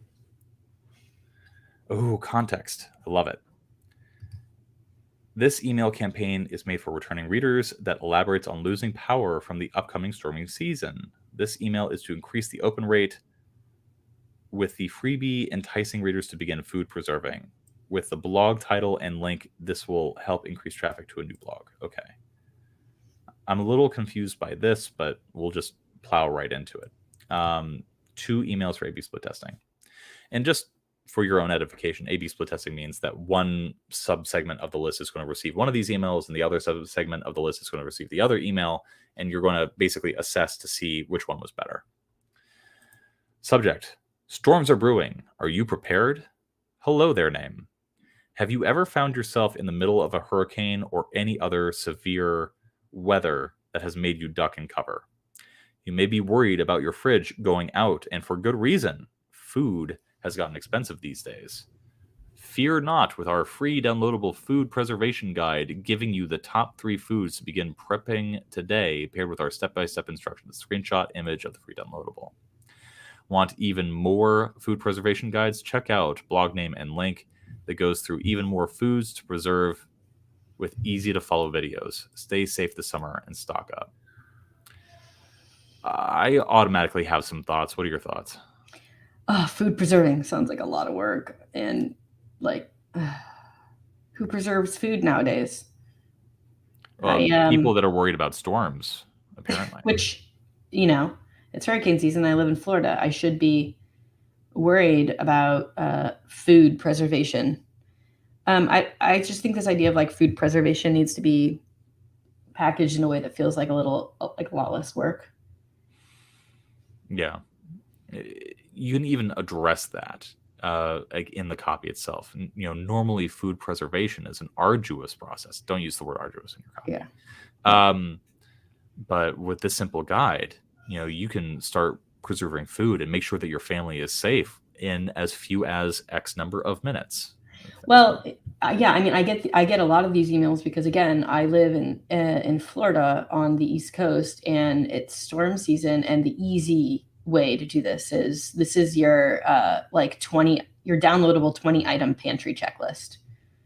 Like, make sure you have all of these items in your pantry this hurricane season, and you could do some like bullet work around that too, like a lot of stuff that people don't think about. Like, people don't necessarily think about in like the big scary stuff too. Like, one of the big scary things, a lot of the scary stuff that's happened recently is like people getting people running out of gas stations not having gas. And so like, you can just give that one away. Like, number one, like maybe give them the top 5 things that people regret not doing sooner, was making sure that you have some backup gas for your car, making sure you have a generator, making sure there's a number of things that you can get into, but yeah, I think you could give away some specifics. You could make this like the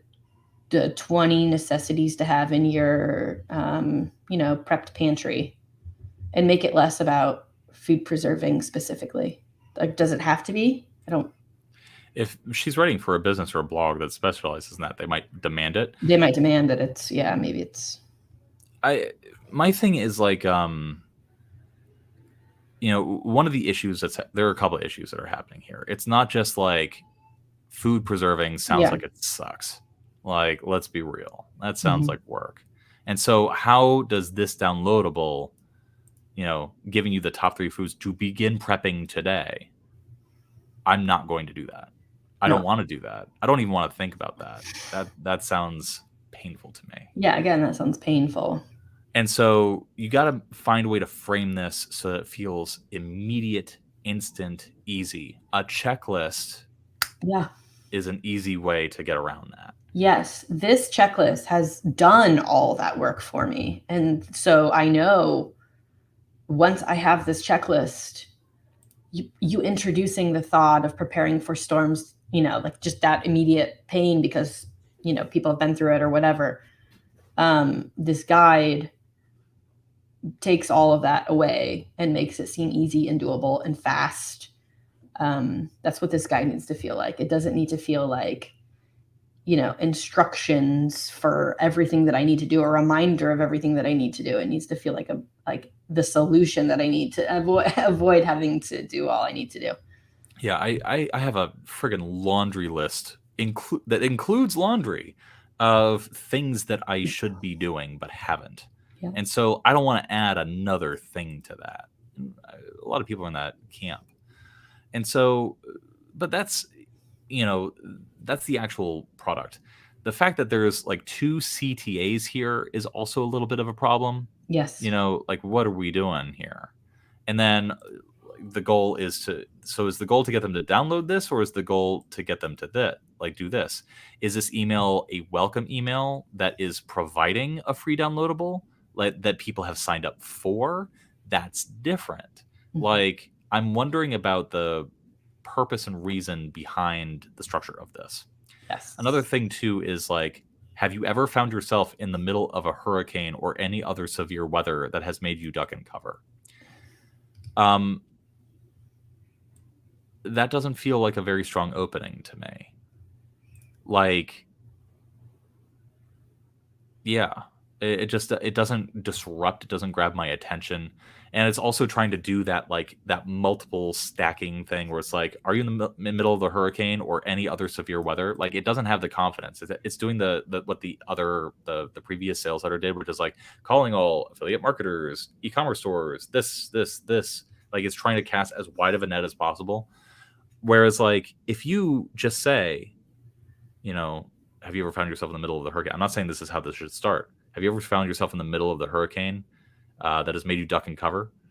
Like, even people that have not been in a hurricane they've just been in like a bad storm, they're going to understand like, okay, I may not have been in a hurricane, but I've definitely been in a storm that has made me duck and cover. But also, why are we starting here? Yeah. So let's slow down and back up real fast, because Ash is saying the intent of this email is to increase open rate. So if that's the case, we're really at this point looking at sender and subject line, correct? Yep. So let's strictly look at subject line right now. And do we feel like this is our best and strongest attempt to increase open rate? No, I would say no. No. Subject lines are weird. Some people would say that they don't even matter anymore. And open rates to begin with are not a reliable KPI any longer. Now that Google and Apple use what are called proxy servers, which is to say that if you track open rates for anything, they are going to be artificially inflated across the board, no matter what. Yeah. And so you can't reliably track or even use open rates to assess anything anymore. And so, but that's neither here nor there. And it's not to say that you shouldn't disregard your subject line, because it can still make an impact down way, but what Sean's trying to say is you just won't have as much clarity on that, and you won't really know for sure if it was your subject line that led to an increase in conversions. But for a moment, let's assume that open rates we can track perfectly. This subject line could be a lot stronger. If you want to lean into the fact that you're giving something away, you can always put brackets in there. That's like, free checklist isn't super exciting, but you can somehow indicate that you're giving away something valuable for free. Free tool inside or something like that. Free tool inside. Yeah, absolutely. Yeah, it's one of those things where it's like, I think this is over relying on people's like associations between storm season and food preparation. And I don't think that that's a natural jump that a lot of people make. I lived in Florida for a time. That's still not something that I associate. Yeah. Unless, this is for like one of those prepper products that sells you a kit of like freeze-dried goods, which it could very well be. But okay, so let's then assume that this email, the whole intent of this email is to increase click rate. We already kind of covered giving people 2 CTAs isn't going to do it. You want to make sure that you only include one clear, crystal clear call to action. And in this case, it would be to click to get a free guide. Yeah. Right? Yeah. How long will you last this summer versus Storm Spring? Are you prepared?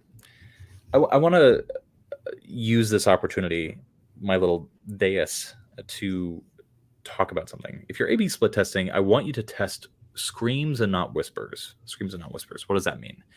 I'm not making an Icicle Works reference. I'm trying to say that if you are taking, like, literally accepting the opportunity cost to diametrically test 2 opposing things, you want to make sure that they are very different. Storms are brewing. Are you prepared? Is not that different from how long will you last this summer. Both of them are a question. Both of them are a bit of a challenge. Both of them are about like longevity and preparedness. I would say pick one of these 2.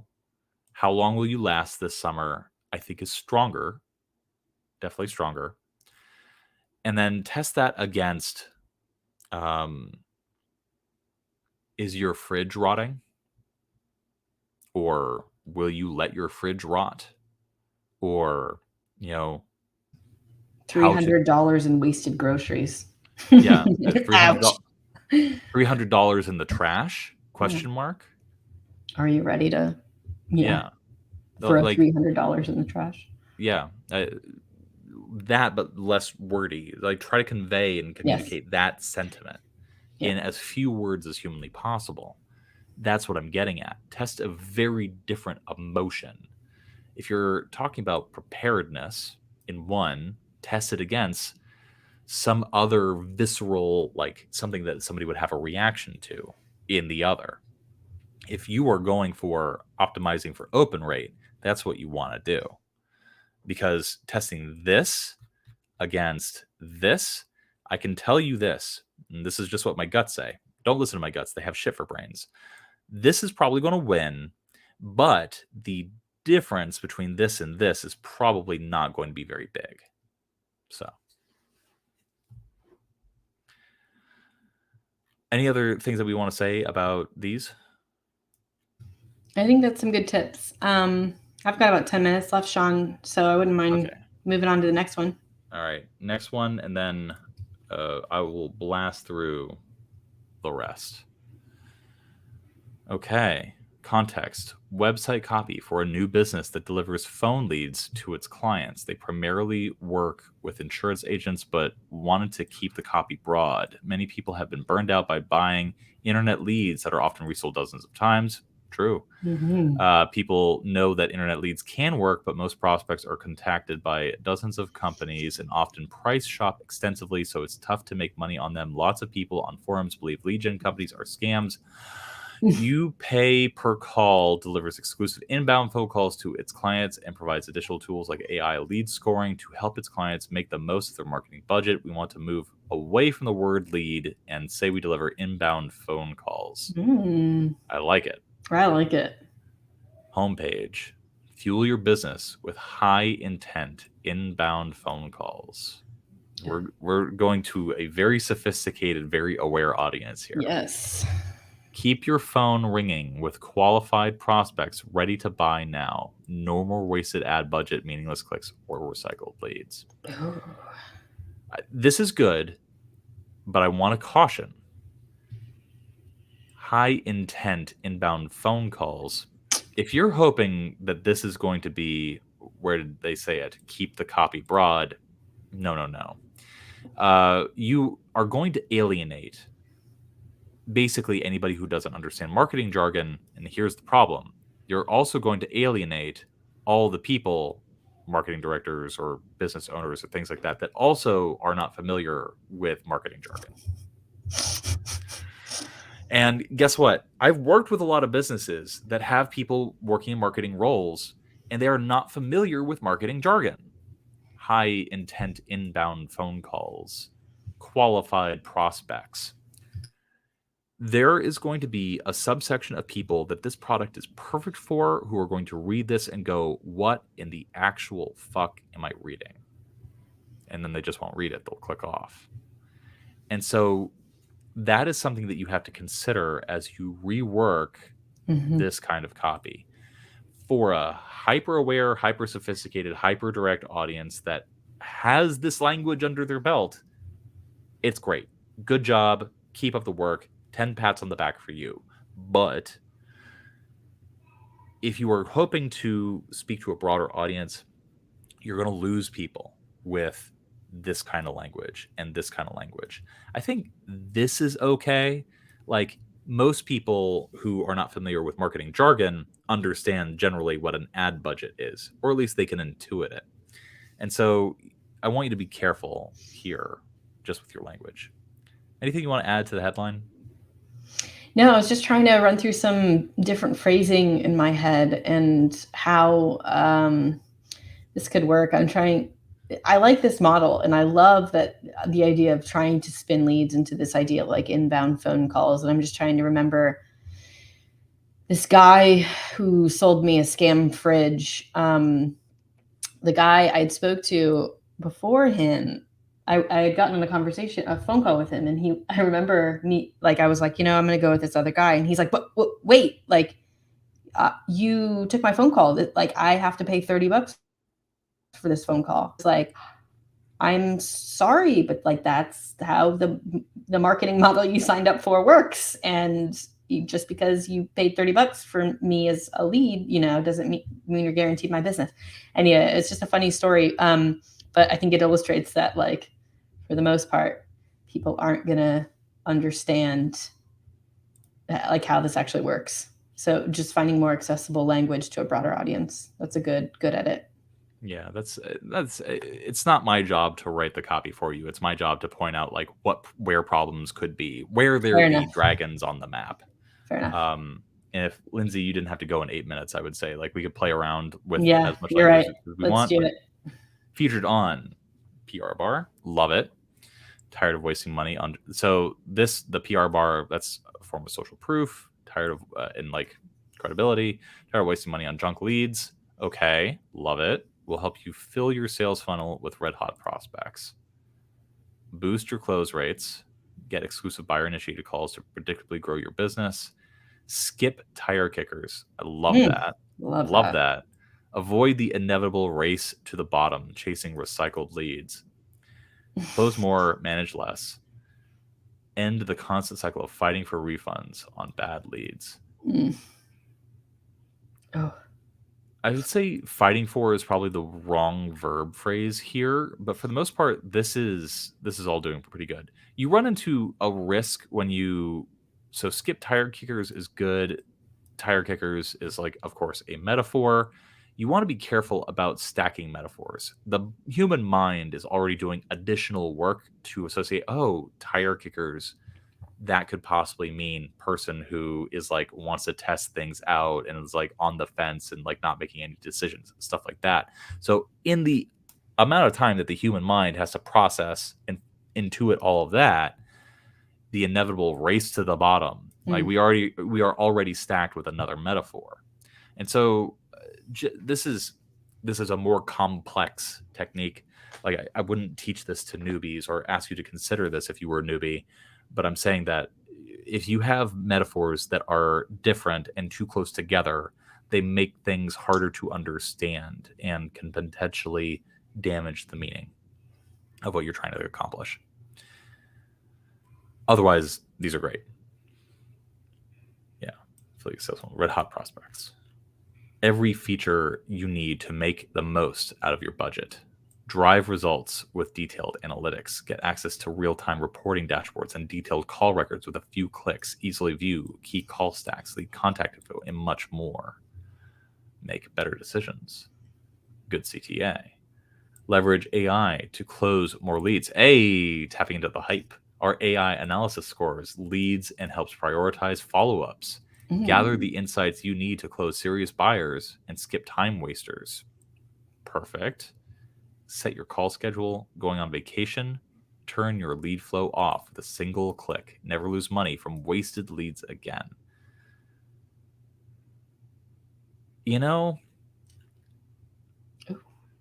that's the lift email. From a template. So because we don't have any context, I want to focus on this landing page. Yeah, website copy for new business. So it seems like they don't want us to look at the lead or the lift. We're just looking at the website. Okay. Maybe we can like take a glance at the lift. But I would say that the only thing that's missing from this, I feel like, is but yeah, it has customer reviews, man. Like this is doing pretty good. I wish we had Alex here because he would know how to talk about this better than me. But in terms of like an actual website copy, the biggest criticism / recommendation for punching up that I have is for focusing on jargon in your bigger copy. You can do that in your smaller, your paragraph 1s, paragraph 2s, things like that. But in your H1s, your H2s, like really look at every single piece of marketing jargon with like a very skeptical eye. Yeah. But beyond that, this landing page feels strong to me. I would, and I almost want to venture to say even more valuable for a service like this, more valuable than like the PR bar, are testimonials of clients who have used this. And so I might do like a swippy swap of the testimonials, which are like all the way further down, and include those higher up. But maybe those aren't available because it's a new business. And so that's why we're doing the PR bar there, which is possible. Well, PR bars often go very high up. They sort of, from what I've seen, typically separate the hero image or headline complex from like the body copy. Yep. And it's because they're so tiny, they're so narrow. And so they don't take a whole lot of space. They won't take up as much space as they do here. But I do agree that I would want to test testimonials right there. I always, for these kinds of products and services want to see testimonials higher up. Mm-hmm. If you can get video testimonials, yeah, it's even better. That would be even better. But I think this is great copy. I think this person's going to see some success with it. I would want to see them test something even longer than this. Like, what else could they even possibly do? We have three features, but I would want to see even longer copy than this. Maybe an additional like 2 or 3 pages. Since you have CTAs here, like, it doesn't really matter. People will click whenever they want to click, but long copy tends to perform better. And so looking for opportunities to extend out the page and deliver more information that can help satisfy or push over the edge your tire kickers, your sort of, skeptical buyers. That's what you would want to do. But other than that, I think this is. So what are the how do you obtain these leads? I think stuff that's very helpful for new tech like this, that like one of the big objections is like, how difficult is this going to be for me to implement, or how hard is it going to be for me to set up, or like how much work am I going to have to put into implementing this into my current systems? And so any sort of like 1, 2, 3 step process that makes it seem just like super easy to implementing is usually featured on like a lot of like new like techie stuff like this. So I would consider adding that somewhere into this page. Yeah. Case studies also work too. Like specific examples of like the kinds of businesses these would be perfect for, and like, yes, that's good. Are you an insurance company? Are you a real estate agent? Are you a like state who the intended audience very quickly, so that who is viewing this page immediately knows it's for them. Exactly. And that would be a module like down here or something like that. Like that, we're just spitting out ways that you can extend this out to include more that would be more enticing. So. Yeah. But I like what's here. Yeah, I do too. Because you only you have to go. I do have to go. I'm sorry, Sean. It is okay. I will finish up. I will be the last person on the Titanic.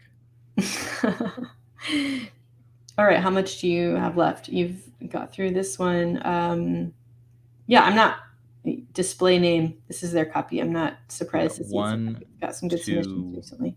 3, 4, 5, 6, 7, 8 more things to look at. All right, well, do your best. If we need to return next week. Yes. Okay. All right. Well, Lindsay, this was delightful, and it was lovely seeing you as always. Thank you very much for your insight. Everybody, say goodbye to Lindsay. She has kids that she needs to take care of. Sorry. Thank you. Bye. So I'm going to press on. One of the things that I want to draw attention to in this lead to, just really quick, what industry giants really do when they need to fuel sales pipelines fast.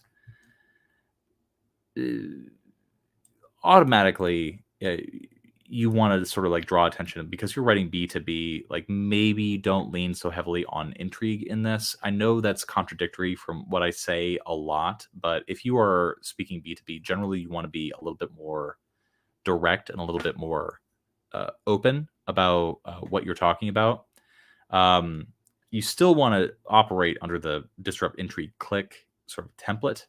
But in general, try to elevate the language just a little bit. Because here it feels like you're writing more towards a consumer audience. That's just something to pay attention to. But we need to press on. I need to press on, because I would eventually love to take a little break before I have to go back to work. But let's move on to this copy, solar panels spec sales piece. Context. This is a spec sales letter I wrote for a company called PA Solar Maintenance. I wanted to target older male homeowners and emphasize how much it can save them on their energy bills. Love that. Concerns. I wrote this for a problem-aware audience. okay, what would the problem aware audience be? That would be people that know that they have a high energy bill, but don't know how to solve it. However, if I was writing for an actual solar company, I would probably have wrote it more solution aware since I feel most people know about solar energy. Yeah, true. I also couldn't really find anything special about the company, so I focused more on the benefits of solar and less on the company itself. Uh, Listen, I'm not an expert in solar energy, but I do know that like every solar voltaic cell has different efficiency measures, has different installation requirements. I do know that like when you install solar onto a house, you also have to install a micro inverter. So like there's always opportunities to spell out uniqueness at every single stage of the installation process. There's also like, are they fast? If they're fast, like spell that out. Are they like timely? Do they are they the only solar installation company that will actually install solar panels on, oh, I don't know, flat roofs or something like that? Like find something that makes this company different from other things. You have to put on your thinking cap and really dig a little bit deep to find what it is, but always try to find the one differentiator. Okay. Spec sales page. Okay. The best money saving investment you can make for your PA Pennsylvania home right now. How much do you spend on your energy bill every month? Over $100, $200, $300? How would you like to cut that to zero? I'm sure you're skeptical, and I'm glad you are. It means that you have experience with homeownership and you understand how valuable this investment opportunity truly is. So this automatically, right out of the gates, feels like a scam. The moment you start talking about anything as an investment opportunity, it feels like a scam. In financial copy, I'm sure you've probably noticed the words investment opportunity generally do not come up in leads, like ever, like never. And for that reason. And so even if you're talking about investments, one thing that you'll find in investment copy is that you don't talk about investments. Funny how human psychology works. And so this is starting off okay. One thing that I would say, yeah, this is sort of like your conventional sales page. Let's see. I would say one thing that this would benefit from is gradualization. What do I mean by gradualization? You are really just sort of jumping into like spelling out a problem and like, yeah, you want to follow the three finger rule for like extracting a benefit in the lead pretty quickly, but ultimately like you want to make sure that we're not just rushing through this crucial like why you would want to do this kind of information. I'll give you an example of how to do that. How much do you spend on your energy bill every month? I could probably tell you.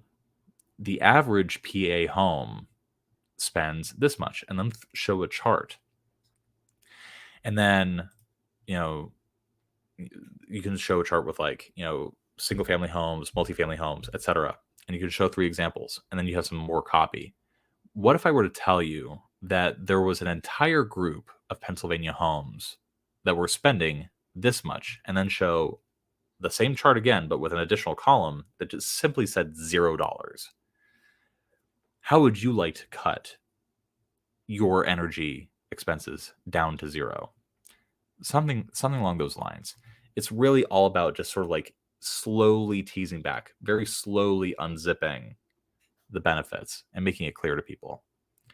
The average Pennsylvania resident spends, see, this is what I'm talking about here. Despite the enormous saving potential of this energy system, people decline because of the initial price. So you're trying to obfuscate, trying to hide solar energy. And I think you intuited early on that this was a mistake. I would probably have to write it more for solution aware people, since most people know what solar energy is. And I would agree with that. And so one of the things that you want to do there really is talk about initially how many people have been switching to solar in Pennsylvania. Why? Because when people are problem aware and people are solution aware and they have not bit the bullet yet, have not actually bought a product to solve their particular problem, there's usually something holding them back. And what you want to make that person feel in that particular context is some sort of FOMO, like they're missing something. Because people don't want to buy solar panels for all sorts of weird and stupid reasons, some of them ideological. And the way that you overcome that, when you're speaking to a person that's motivated for ideological reasons, social proof is the way to go. So, like, you do that here, millions of people are throwing away money they could be putting into their pocket. I would say go the opposite route. How many people have installed solar panels on their house in Pennsylvania in the last few years? Show a chart. Like, this is only increasing and you're going to be left behind. That might be a better emotion, something better to pick at. So, you can put that money towards the things you want, like a vacation, a new car, or other renovations for your home. I think that works fine. But I would say, like, stick with, like, really hammer home energy expenses. Like, first you want to talk about, like, what is this money, like spending this money preventing you from doing every single month? Okay, paying off debt, paying off a house, going on vacations, etc. It's here that you've attached at that beginning point notions, connotations to having to spend this money. And then later on, you can circle back to that and attach new connotations to, well, what happens if you now have access to this money? It's all about what I said to Warren earlier, setting up the dominoes and then knocking them down later. Social proof and testimonials. Absolutely. That is going to be extremely powerful for these kinds of things, because, and this is just a subtle psychological trigger, it's especially true for homeowners. If you get a letter talking about how 80% of the people on your block have switched to this thing, it is going to be much more impactful than a well-written letter that tries to convince you to switch in the first place. You don't want to be the one person in your community that's just like, nah, fuck you. So don't do that. Tell you how the amazing solution to your problems is going solar. Yeah, I would say rewrite this like as though people were already aware that solar panels existed. One way to make something unique, and it depends on people's awareness, is look at the products that are being offered by the particular company and look for what people in your demographic group, the people that you're trying to sell to, how they associate solar. What do they associate with solar? What do they think of solar? What do they think it looks like? One of the things that you might discover is that the people that have not bought solar panels might have a very negative view of what solar panels look like. They might be bulky, they might be ugly, they might be, affect the color of your house, might, destroy the value of your home, et cetera, et cetera. That by doing that, by pulling out that research and like actually finding out how people talk about it, that allows you to say things like, this is not the kind of solar that you are probably thinking of, or, I'm not talking about the kinds of solar panel installation that you're used to. That gives you an opportunity to then pivot to actually talk about and spell like, these are the benefits of like these particular solar panels. This is what it looks like. This is how it appears, et cetera, et cetera. So doing that affords you a lot more opportunities to spell out the benefits and the features of solar panels. Solar energy is a process of, I don't think you need this. It saves you money because you don't have to pay an electric company or pay for increasingly more expensive natural gases that power your home or anything else. It feels like a summary of a Wikipedia page, not the best copy in the world. Yes, you are spelling it a benefit, but it's just articulated in a rather boring way. All you have to pay for are the panels to be installed on your roof. Once your panels are installed, your energy will be produced by the sun completely free of charge. Well, not completely free of charge. There is, of course, entropy, which we are all subject to. That's what makes going solar so great. It saves you money in the long run by cutting your energy bill down to zero. I feel like that's part of a Captain Planet song. Solar panels are all about the big picture.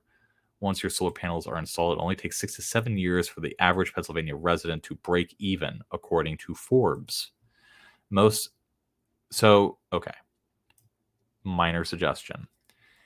Rather than having these according to Forbes, have hyperlink footnotes that take people down to the bottom here and then just have your sources at the bottom of the page.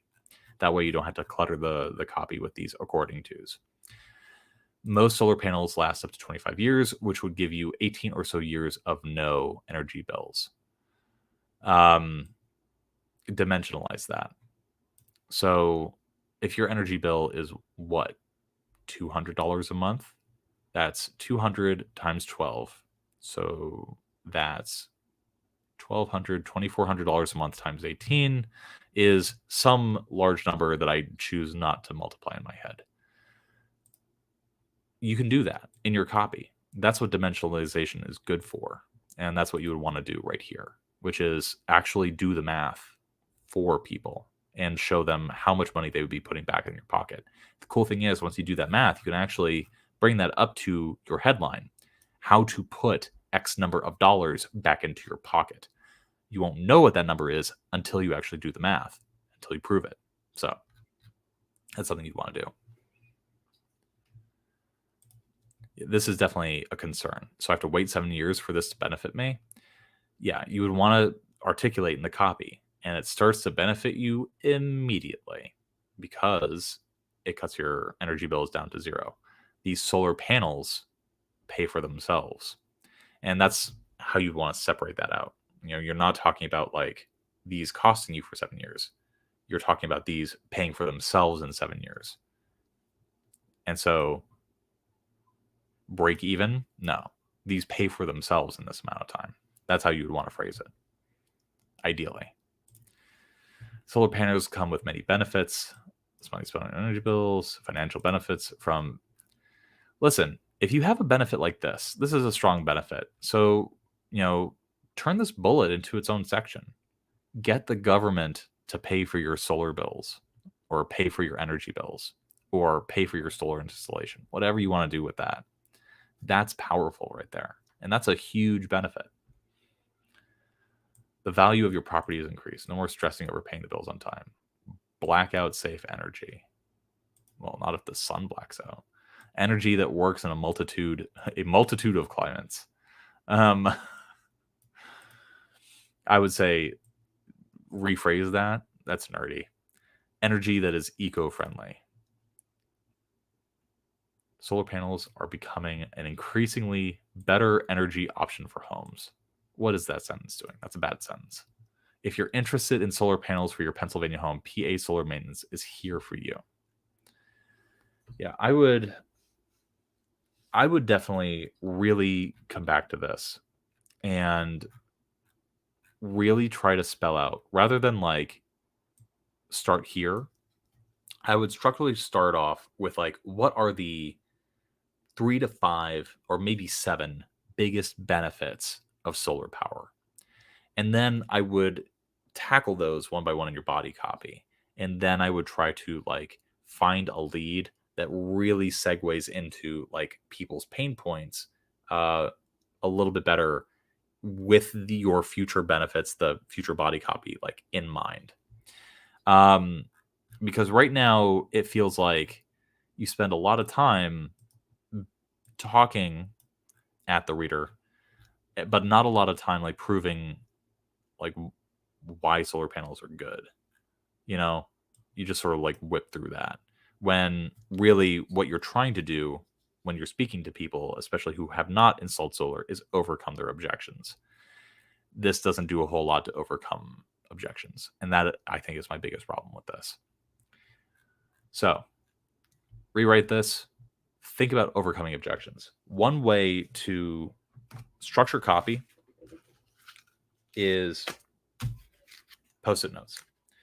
And you're doing what's called, this is called copyboarding, which is, say, for example, you have an objection, which is solar is expensive.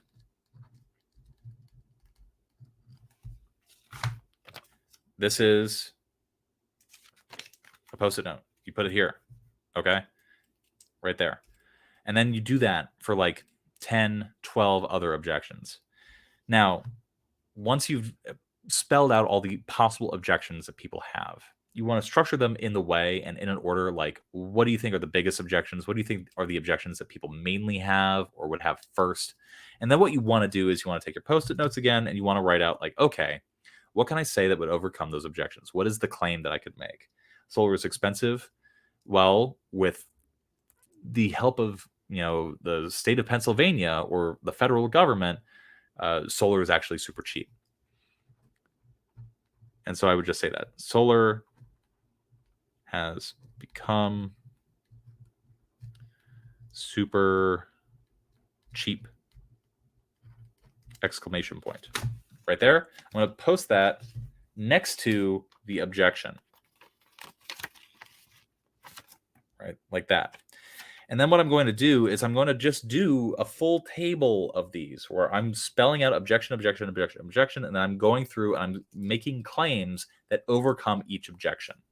And then what you're going to do in the section below that subhead, these are going to become subheads, by the way. And just because you have a claim, that doesn't mean it is a subhead. Anything that is a subhead should just be the spiciest copy. And whatever is a spicy copy, that's what you bold and headline, and etc. Underneath the solar is expensive, solar has become super cheap. Well, here's your next Post-it note. How do you prove that? Well, Fed subsidies is going to be proof point number 1. Goes right there. What's the next possible piece of proof that you can have? A graph showing the cost of solar. A chart. There you go. There's the chart. And what you're doing is for each objection, you're building out, structurally building out how you're going to overcome that objection. This is how you build out a piece of body copy. Start with the objection, then you go into a claim that overcomes the objection, and then you go into the proof that overcomes, or rather supports that claim. Once you have 1, 2, 3, ideally, pieces of proof to support your claims and successfully overcome those objections, then you want to spell out some crystal clear benefit to overcoming that objection, or like some deeper benefit that this particular bit of proof actually does. So, if we're talking about solar being expensive, solar's become super cheap, that is the place where you talk about money saved. And there you can dimensionalize, all the money that you saved being put back into your pocket. So I'm just going to write $. There you go. And that, my dear friend, is a full piece of body copy outlined for you. You start by saying, this is your transition phrase. Some people falsely assume that solar energy is actually very expensive. But what they don't realize is ... and then subhead. Solar energy has never been cheaper. That's your subhead. And then your first piece of body copy is, with federal and Pennsylvania subsidies, getting solar panels installed in your house now is actually one of the cheapest ways you can massively improve the value of your home. Don't believe me? Let me prove it to you. And that's your transition into proof. What I just gave you, hopefully to the 15 people that are watching right now, is one of the most successful methods, step-by-step methods for actually structuring and outlining a piece of copy, especially long-form copy. If you aren't utilizing that system, it is a huge, huge help to have in your quiver, because it really does help you sort of like cut through the bullshit and really like be like, okay, I need to talk about this at this time, at this point. And then you just run through. You basically have just mapped out your entire sales letter. It makes writing super fast. So that is what I have to say about that. Hopefully that was helpful. So we've got this. Okay. Spec piece I wrote to show prospects to possibly write e-newsletters for them in the future. Okay. 1, 2. All right. Would answering main concerns as a fact session be a good or bad idea? Not for this piece specifically.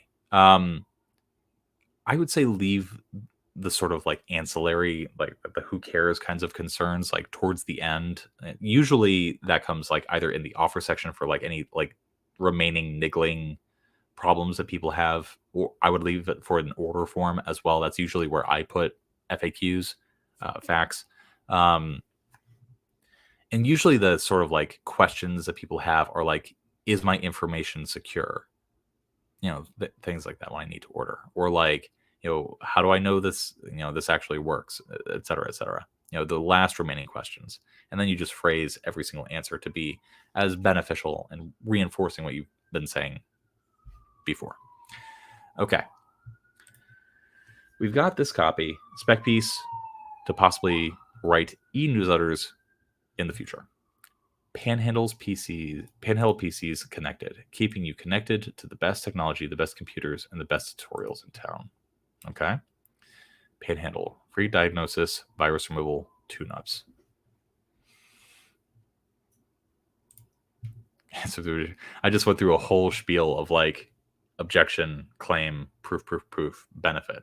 So that's the order that you want to keep in mind. You are trying to have a claim, respond to an objection, and then have proof to back up that claim. Note from the owner. Hi, I'm Kyle. I'm your neighborhood friendly, always reread your stuff, computer repairman. I service or repair your computers at my shop. I will even do a special service call. Okay. I'm guessing, volume 1, this is supposed to serve as like a welcome email, I suppose.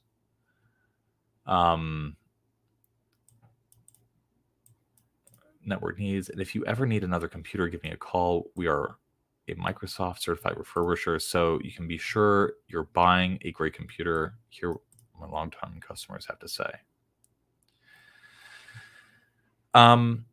As a welcome email, add some pizzazz, add some like here. There are 2 types of welcome emails. There's super functional. Congratulations, you're on the welcome.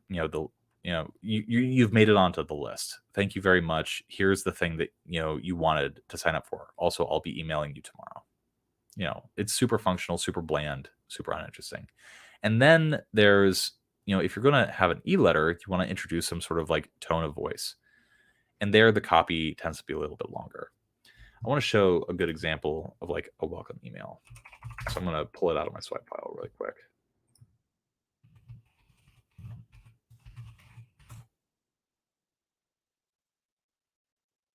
Let's see. Is this it? Yeah. Okay. Here we go.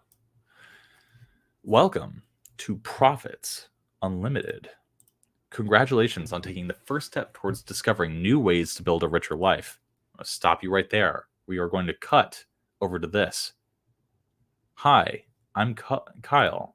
Congratulations on taking the first step towards solving every single tech problem you've ever had in your entire life. There you go.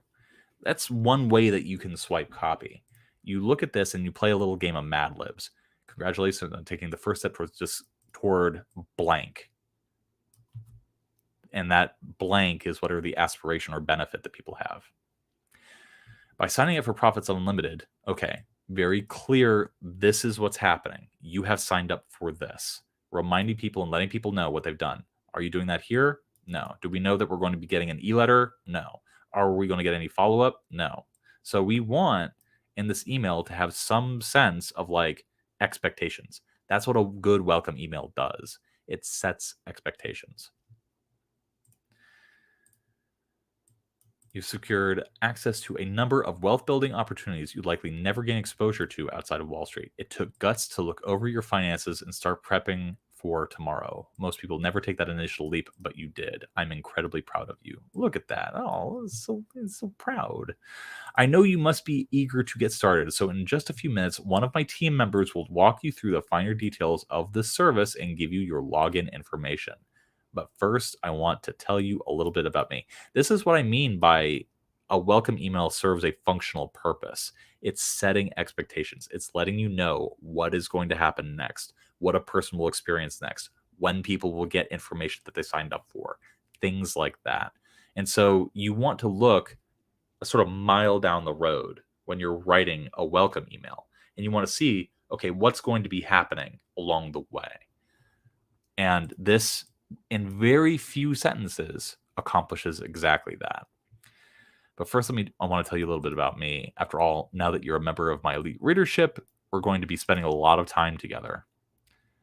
And then it's the story, it's credibility, it's actually introducing like the full story of this person. Now, all of this is designed to sort of serve as a pre-frame because people on this list are going to be sold on Man-Pulley again and again and again. And so what you wanted to see and what you wanted to have happen is to have people have in their heads already some semblance of a sense of like why it's worth listening to this person. Everybody likes to be appreciated. Absolutely. And True Potential, I appreciate you saying that. And so here from the desk of Jennifer Jones, this is what you get functionally, what you get: monthly briefings, trade alerts, flash alerts, weekly updates. As another part of your membership, you'll also receive this. This is the functional stuff that I was talking about. This is your login details. Here's how you log in. Obviously, if you don't have a paywall, if you don't have any login stuff, like, you don't need to include any of that. But if you're going to be sending people emails on a regular basis, you should probably warn them. Let people know ahead of time. I don't have any comments on like, the banner here, stuff like that. It's fine the way it is. It is what it is. But in terms of your copy, you want to straddle that line between like setting expectations and being an enticing and, how should I say, alluring and enticing character. And you want to make sure that you tell people what to do next. With any welcome email, you always want to have some sort of CTA. And you generally want to have only one CTA if you want to have the maximal benefit. Don't just like talk to people and then leave them alone. Give them something to do, even if it's like whitelisting your email. All right. Second email. Are you a computer expert? You may want to think twice about this one. The YouTube author asks if you have edited the registry, have you ever used Linux, etc., to determine whether you might be a computer expert. It's just an opinion, a fun challenge. I'm not sure what this copy is saying. I'm not sure what this copy is saying. Like, I don't know why I would want to click this at this point. Like, spell it out for me. What is this doing? Hi, Kyle here again. Okay, a little bit more context. Just wanted to tell you, no matter how you scored on the YouTube video, does not make you any less of a computer expert. You can even become a master computer user and computer repair person through getting CompTIA A+ certified, which is a certification developed by IT pros. I spoke earlier on this stream about gradualization. In lift copy, depending on the lift copy, you want to be super succinct, super intriguing. Like, here, I'm going to rewrite this, just based on the thumbnail, how to become a computer genius. Have you ever been asked to fix a computer but had no idea what to do? Have you ever struggled with a computer freezing on you and you didn't know why? Actually speak to people's problems, speak to people's experiences. Well, there's a simple and easy way that you can become a computer genius. In fact, if you have always wanted to improve your, IT skills, there's a simple thing that you can do to start right away. I explain everything in this video that I'm sharing with you today. And there you go. That's all you need. All you're doing is selling the click. You don't need a whole lot more. And so that is something that I would absolutely recommend that you look into doing. Gradualization is really good for longer form copy, especially if you're trying to tease stuff out. But here, even though it's super short, it still feels long, because you're just not giving enough enticing details. And that's something that I would want you to really pay attention to. Welcome to the next installment of Connected. Please feel free to reach out to me for all your computer needs. I would like to be able to service, repair, and even sell. This feels groveling. I thought I would share this with you. It's the hottest tech that might be coming out soon. Here, you're starting to touch on this a little bit too. I would want you, if you're going to write, especially sell service on writing an e-newsletter for a tech company or even just an IT repair company, you want to spice it up a little bit. Read Daniel Throssel's emails, and I want you to actually count the number of words in them. They are rarely shorter than 500 to 1,000 words. And so you have to ask yourself, what are you trying to accomplish here? Are you trying to make yourself, and by myself, I mean the business that is publishing this, are you trying to make yourself look credible? Are you trying to keep a list engaged? Are you what is the goal? What is the objective that you have? And then really drill down into reworking things to that purpose. If you're just trying to get a click on videos, like what copy that does, well, I've shown you on this stream before what we do that works really well for us. Sometimes that involves sending an email with, I'm not shitting you, any more than a single sentence that is also a link. And it works. We've gotten 30% CTRs that way. Shout out Rod. And that's because we were going for the click and we know how to get the click. And it doesn't take much to get a click. Sometimes it takes more, sometimes it takes less. But if you're trying to appear in these e-letters like a credible authority, if you're trying to build engagement, if you're trying to tell a story, if you're trying to go for some other CTA, then you need to pay attention to different things. And some of the time that involves word count.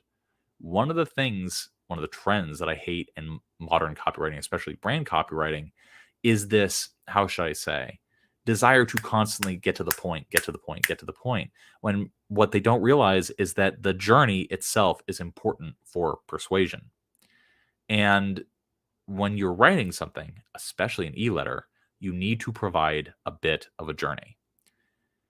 And that's if you're writing content, if you're writing engagement materials, there's obviously a lot of different contexts where that wouldn't make any sense. But if you are trying to accomplish that credibility building, engagement building thing, giving people a journey is the thing that you want to do. So that is what I would recommend for these. Moving on. Anybody have any questions about the things that I've been saying, or want any clarifications on what I've been bringing up? I know there's 13 of you, and I want to make sure that everybody is paid attention to. I want you all to feel appreciated, is what I'm trying to say.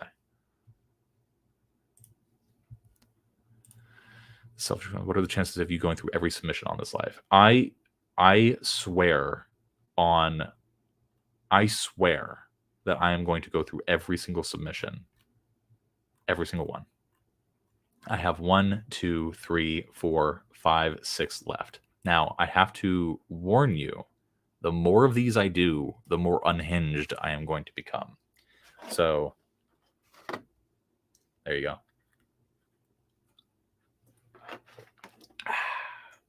Any other questions?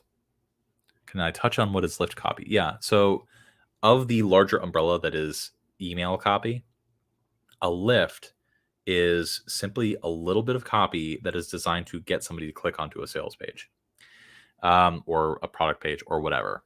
The difference between a lift and some other kind of email is that a lift leaves a lot of information out. It's just trying to get the click. That's it. And whereas a sales email is actually providing information that sells stuff. It's actually persuasive. Whereas a lift is literally just trying to lift somebody from their inbox to a page. That's it. And so you have to write them very, very differently. And one of the common mistakes that a lot of newbie copywriters make when they like are writing email copy for like a long form sales page, they'll just like copy a lot of the benefits and like the secrets that are revealed on the sales page. And the problem with that is like, well, the sales page is doing its job. What do you think is going to happen to that persuasion if you just mimic that copy in the email? You've just like sucked all the air out of the persuasive power of the sales page. You done. You failed. And so that's why a lift is ideally designed to simply get a person to click and then let the sales page do its own job. The sales page the job is to sell. The email's job is to get the click. That, of course, is different if it's like an e-commerce email, if it's an e-letter email. There's a whole lot of different emails out there. So let's move on to this. No context has been given for this, and so bad, not good. Okay, I'm guessing this is a cold pitch. I've mentioned before that I'm not a huge fan of cold email, but you know what? People want it, and so I will talk about it.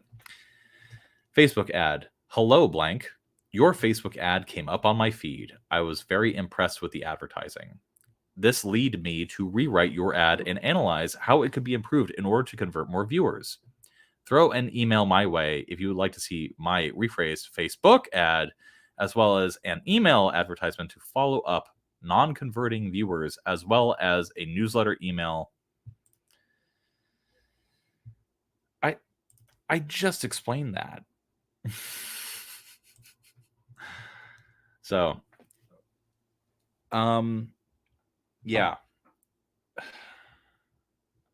I feel like I'm not the one who needs to critique this. All y'all that are watching right now, what's going wrong with this particular cold email?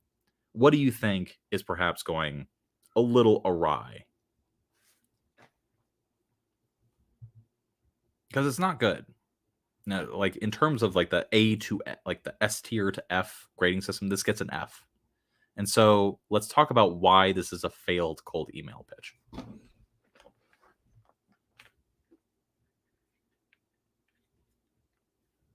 What do you guys think?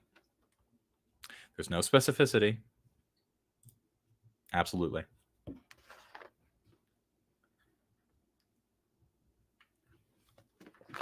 What else?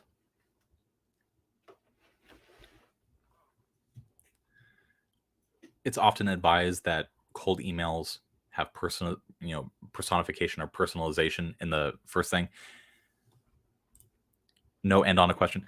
That's a tactic. I want to talk principally. A lot of people, like for example, on Discord, if you are a member of our public Discord, I shared a bad cold email pitch that I received. And one of the comments about like why it was bad was it didn't include a PS. I'm going to tell you right now that a PS, ending on a question, that doesn't make or break a cold email. Like your email is not automatically bad because it didn't include a PS. It's not automatically bad because it didn't end on a question. Those are just tactics, designed to like, eke out a little bit of an extra. Sometimes it works for some people, works for some lists. It doesn't work all the time. So, don't get enamored with or like too, how should I say, attached to tactics. Think more about the principles that are going on here. It has asked me to do work, so no, abso-freaking-lutely. Giving a client work to reply if interested. Yeah, absolutely. No relevant proof points. Absolutely. Why you found it interesting. If you found it interesting, why are you suggesting to rewrite it? There you go. Excellent freaking points. How do I submit copy for critique? That was mentioned. That was addressed earlier in the stream too. But it's later in the stream. We might as well have another CTA. If you are a member of the patreon.com/thecopythatshow, you can go to our Discord, go to exclusive critiques. And when we announce that we're going to do one of these, you can post your copy up there. Okay. So everything that everybody said that is going wrong with this particular cold email is absolutely correct. There is a lot that is going wrong with this. One thing that I find particularly offensive in cold emails is bland ass milk toast dumb personalization. I was very impressed with the advertising. Your Facebook feed ad came up on the feed. I was very impressed with the advertising. I once reviewed a cold email where the first sentence was, what was it? It was, I saw that you graduated from Chapman University. Keep killing it out there, Queen. Like, this person just fucking used an AI to scrape their LinkedIn profile and then just, wrote it didn't even edit it. Just like, it just found like the most bland, stupid fucking fact in the world. Oh, man. And so, yeah, it's there's no there. It doesn't reveal any sort of like knowledge or awareness of the audience, the recipient, the business, nothing. Another thing, up to this point, I've actually learned quite a few things. So thank you, Sean. Oh, I appreciate you. Thank you very much. So another thing, throw an email my way if you'd like to see my rephrased Facebook ad. So I want to talk about principles here too, because a lot of people, this is a controversy. And I'm not going to come down on one side or the other of this controversy, but it has to do with free work and providing free work. Now, if you rewrote a Facebook ad for a client or a person that you want to work with, and that person saw your ad that was just done for free, you just provided it gratis. Like, here, I just rewrote this ad and sent it your way. If you want me to do more for you, give me a call. That's a weak CTA. Don't listen to me on that, but that's just an example of what I'm talking about. What is the absolute worst thing that can happen? They use your copy without paying you, and then they never got back to you. Now, I want to talk about the benefits of doing that. You get to practice. You've just now added something to your spec portfolio. You get all sorts of benefits from writing a practice piece and then just giving it to a client for free. Just send it to people. Now, here's the thing. If you write it and you send it, you just provide it for free, that acts as its own proof point. That acts as literally an example of what you are capable of. You often don't even need to include anything else. And so the worst thing that can happen is what's already happening to you. You did work and you didn't get the gig, which is the state of most people who are cold emailing, because cold email is a fucking shit strategy. But what's the best thing that can happen? Well, you could get the gig. And people have seen the proof of like what you can do and what you are capable of. Your spec piece becomes literally proof unto itself of what you are capable of accomplishing. Good job. One of the things that I often recommend to people, especially if they're trying to get into financial, is write a spec lead. And what you do is, if you say in the email, like, hey, I wrote the spec lead for, this business, for this particular publication, for this particular guru. If you want me to finish the sales letter, give me a call or hire me or whatever. Basically you're holding the sales letter hostage. And if the sales letter lead is good enough, you better damn well know that publisher is going to try to hire you. And at Agora, especially, people have been getting jobs like that for decades. And I think that there's been a recent push against like working for free or providing your work for free or something, holding the carrot like away and stuff like that. Again, I'm not going to come down on one side or the other of the free work controversy. I'm simply going to say, hey, it's something worth considering because it has all these other benefits on top of that as well. So consider that, etc. I don't think this is a very good cold email. I would completely reconsider your approach. All right. Spec sales page for a luxury pen. Ooh, okay.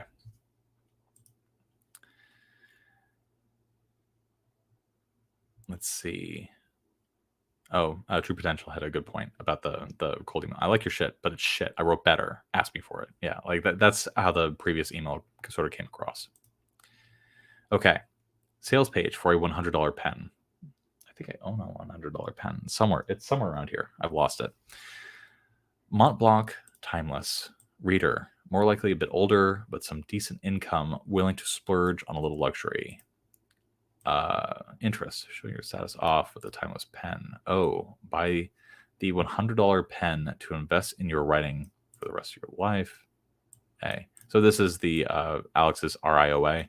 One reader, one idea, one objective, one. I always forget the names, the words that go along with these, the acronyms. Buy the $100 pen to invest in your writing for the rest of your life. This is the action. Click the CTA to go to the order page. This is the stages of awareness, product aware, looking for a better pen, and probably knows Mont Blanc makes very high quality pens. Okay. So just to explain really quick, stages of awareness, there are 5 stages. If somebody is product aware, that means that they are aware of your product but have not bought it yet. They don't know how good it is because they haven't used it, but they're definitely aware that your product is a product. Okay. R is for reader. Yeah, I remember that. And then I is for idea, I think. And then O is like, I don't know, objection or something like that. I need to call Alex. Alex, help me. Looking for a better pen. Yeah, so there you go. Primary headline. The only pen that feels as good as it looks. This sleek and luxurious pen can be used for 20 years without a scratch. Video pen spinning around looking cool.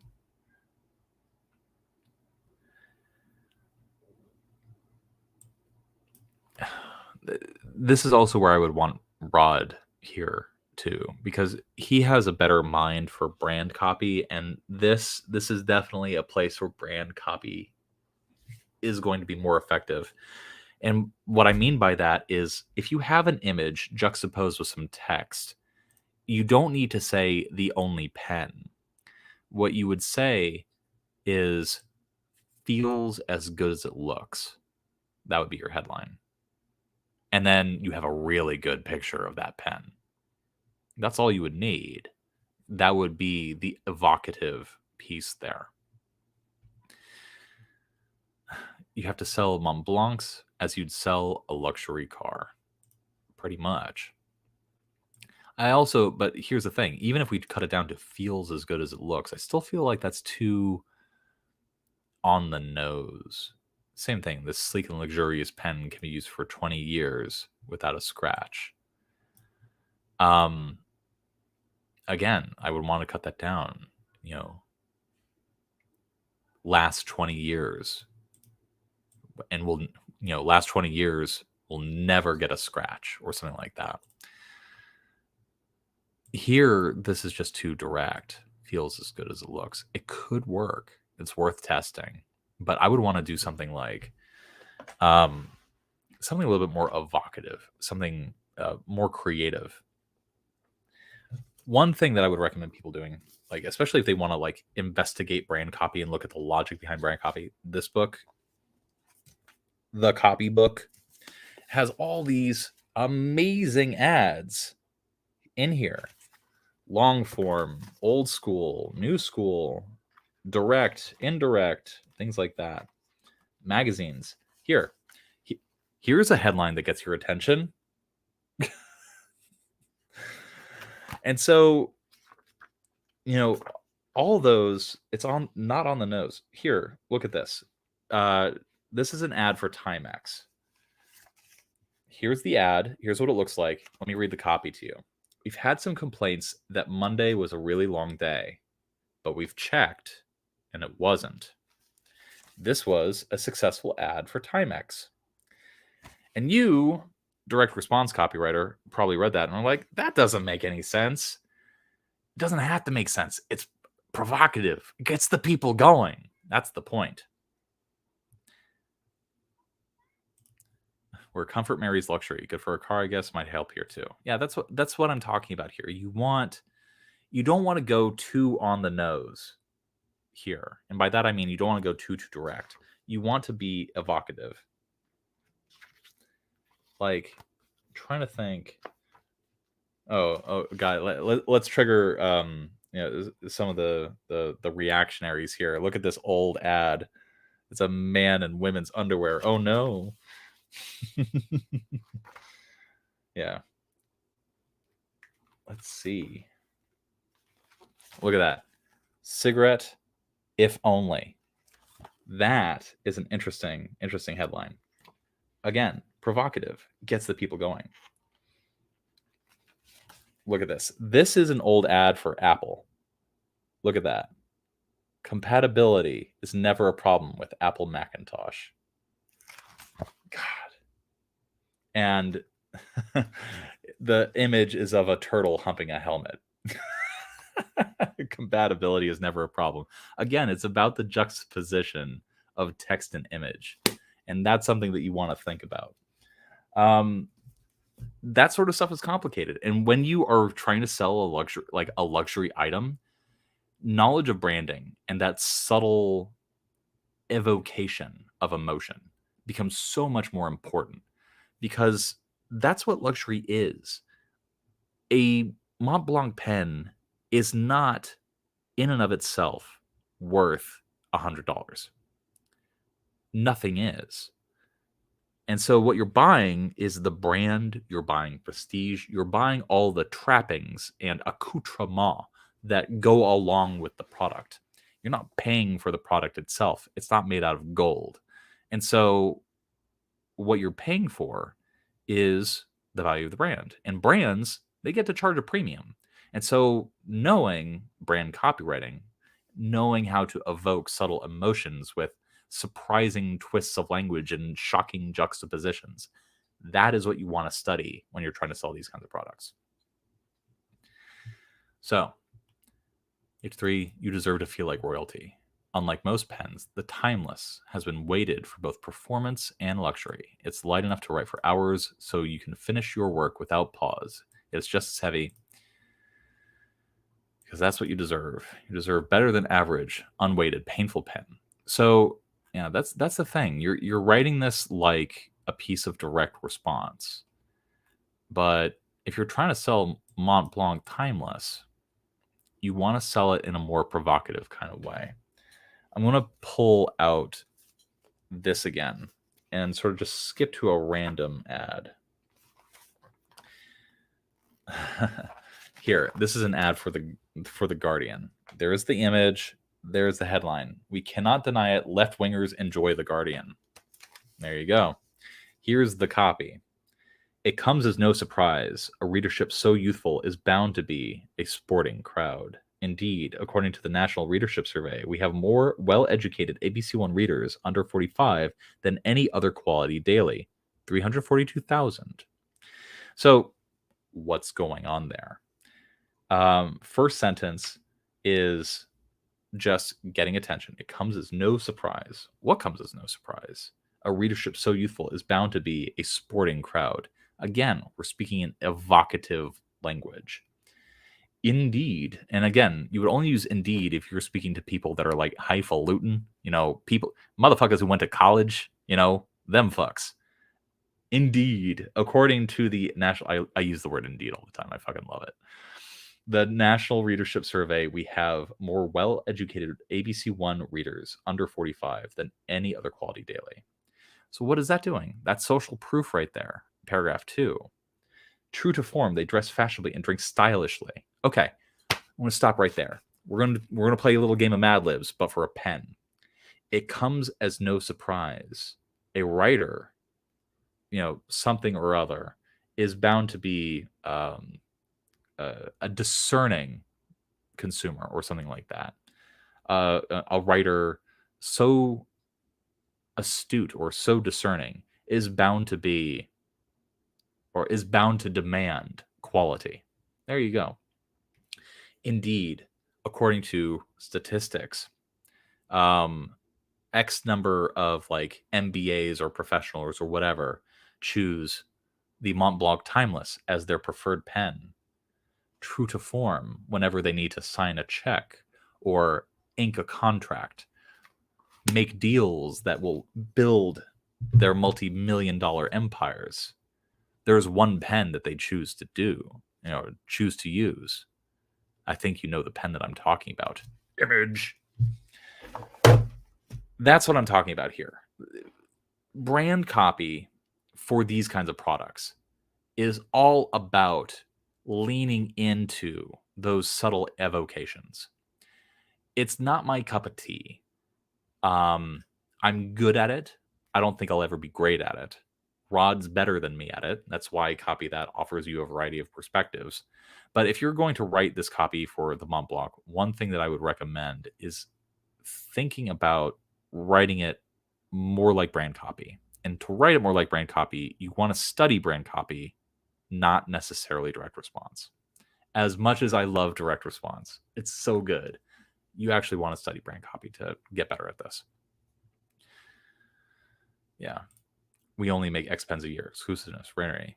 And may be pose the pen later as part of a collection of 6. Yeah, absolutely. It's if you don't have the scarcity there, if you can't evoke that, don't make shit up for your copy. But if, like, for example, only 1,000 of these, Mont Blanc Timeless pens are made per year, then mention that. Only 1,000 people get to wield this pen. Something like that. So that's what I would recommend for that. Facebook ad for bed sheets leading to a landing page.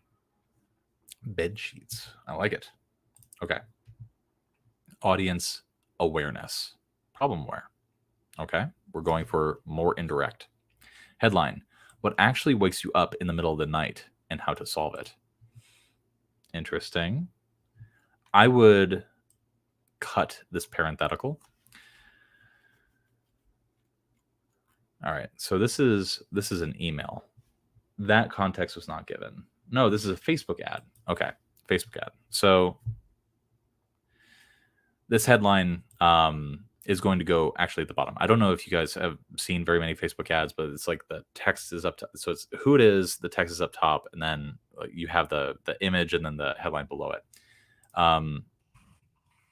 One thing that I would recommend everybody do is when you are writing a Facebook ad, put the copy into a Facebook ad generator. Facebook ad mockup. There you go. So close Facebook ad right now. So let's edit this text. So let's actually do this. Headline. That actually wakes you up in the mid. And then you would have link description there. And then website. So you can already see, like, immediately what you're missing from this copy. From, I think there's a train going by in the background. From this, we already see that we're missing some of the key ingredients that makes a Facebook ad work. Who is this from? What is the text below this? We already know that your headline is too long to be easily visible. Things like that. What is the website that it's going to lead to? These are all things that you get to choose. And so, yeah, that's something that you want to consider. That's why it's valuable to do this. Put an image there. Let's actually put this text here. Okay.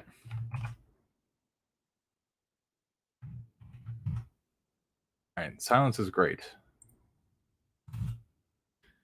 They probably aren't enough for you. Darkness are great, but they probably aren't enough for you to slip like a log. The real issue is bed sheets. Okay. That most likely make you sweat instead of keeping your body cool and making you sleep like a baby. Means that the only way to get that solid baby sleep without sweating like a fat kid in dodgeball is to make an upgrade. Weird spacing choices here, I don't think that they add to the copy. I think they detract from it. And I'm a fan of like the one line sentences, the singular line copy, but I don't think it's working here. And also, I think we're jumping into bed too quick. Pun intended. You need gradualization. We need to like ease our way in. And like one way to do that is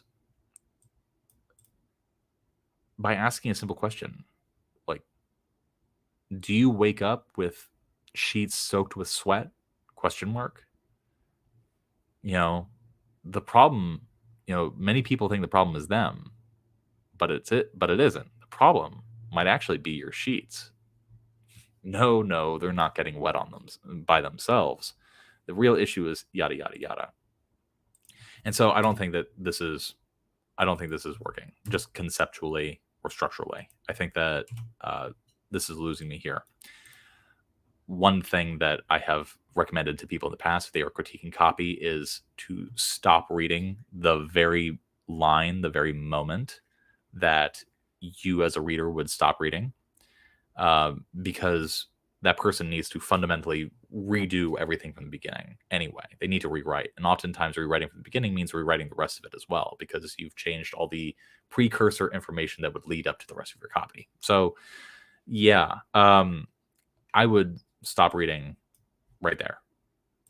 So I'm going to try to be polite and like press on, but yeah, that's where the Linda come in on the next page. Discover. Yeah, here's the thing. Look at this ad. Does on the next page make sense in the context of this ad? This is why it's important to like actually understand the media that you're writing for, the actual context of it. Because when you say on the next page, what are we talking about here? You can say, click the link below to discover how these bed sheets will. And that's, spatially, you have to know that, okay, the link is going to be below. Like that, you have to know all those things. Keep you cool all night long. Keep you dry and crispy. Keep you dreaming about going to sleep. Keep you dreaming about going to sleep? That doesn't make any sense to me. I have been struggling these past few years to build Bedouin that you just melt into. I was impressed by the customer reviews and finally made my first purchase. Some guy named Invite. Hello.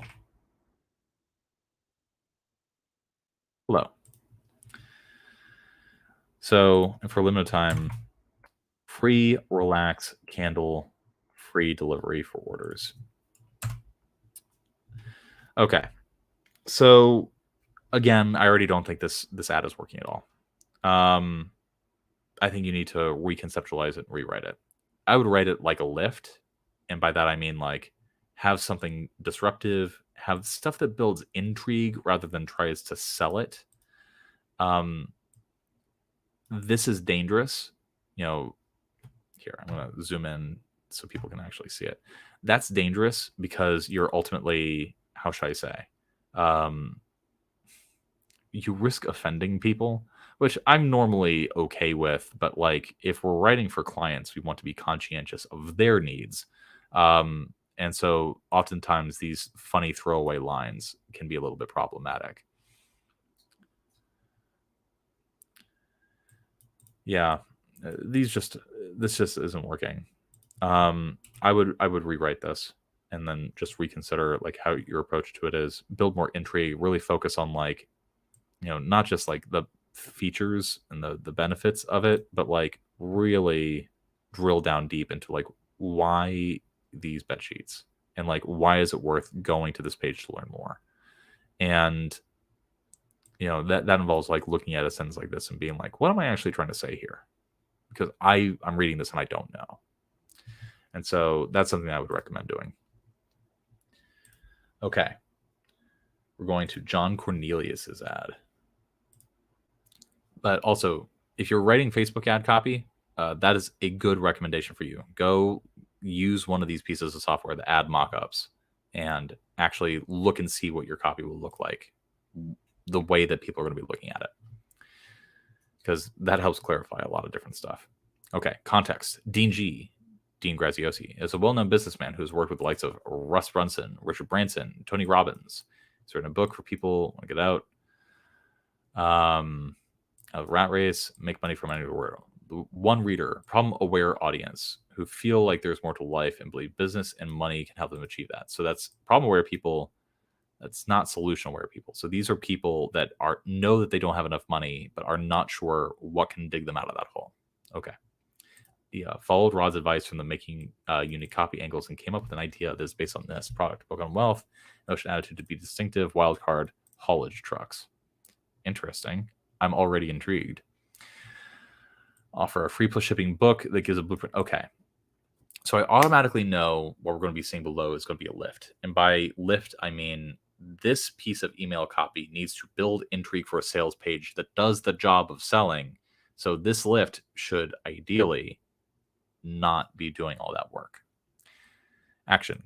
Click link to go to the sales page. And on the previous critique stream, which you can view on youtube.com/@copy that under the live tab, you can see we went over a previous rendition of this before. Email. Unblock your highway to wealth.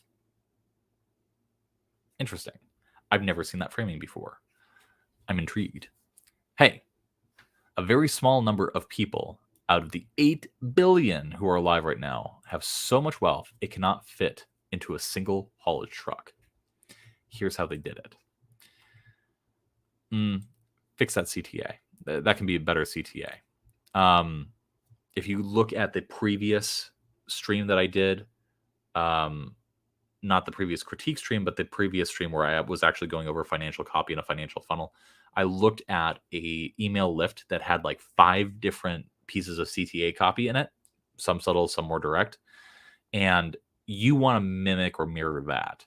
Go study that, because that is going to give you a lot of tools and tips and tricks for like actually writing kick-ass indirect CTAs that add to rather than detract from your email copy. Okay. Interesting disruption. I'm curious. Most people's wealth is like a Prius. There's nothing unique about it, and Prius owners are constantly being made fun of.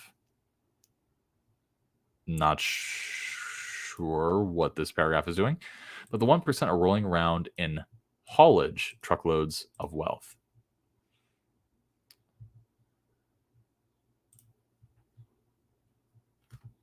Yeah, no, absolutely. No, so here you are doing good. This is, I was immediately intrigued. I immediately wanted to read more. It was here that you started going a little wrong.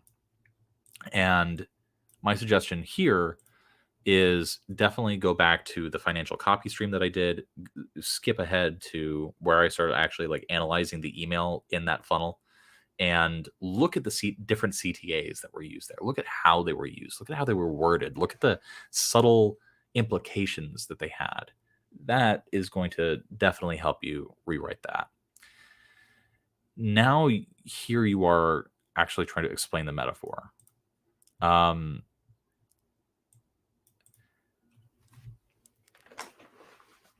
Let's see. The 1% are rolling around in haulage truckloads of wealth. And if the size of the wealth trucks is blocking the highway to snowball. All right.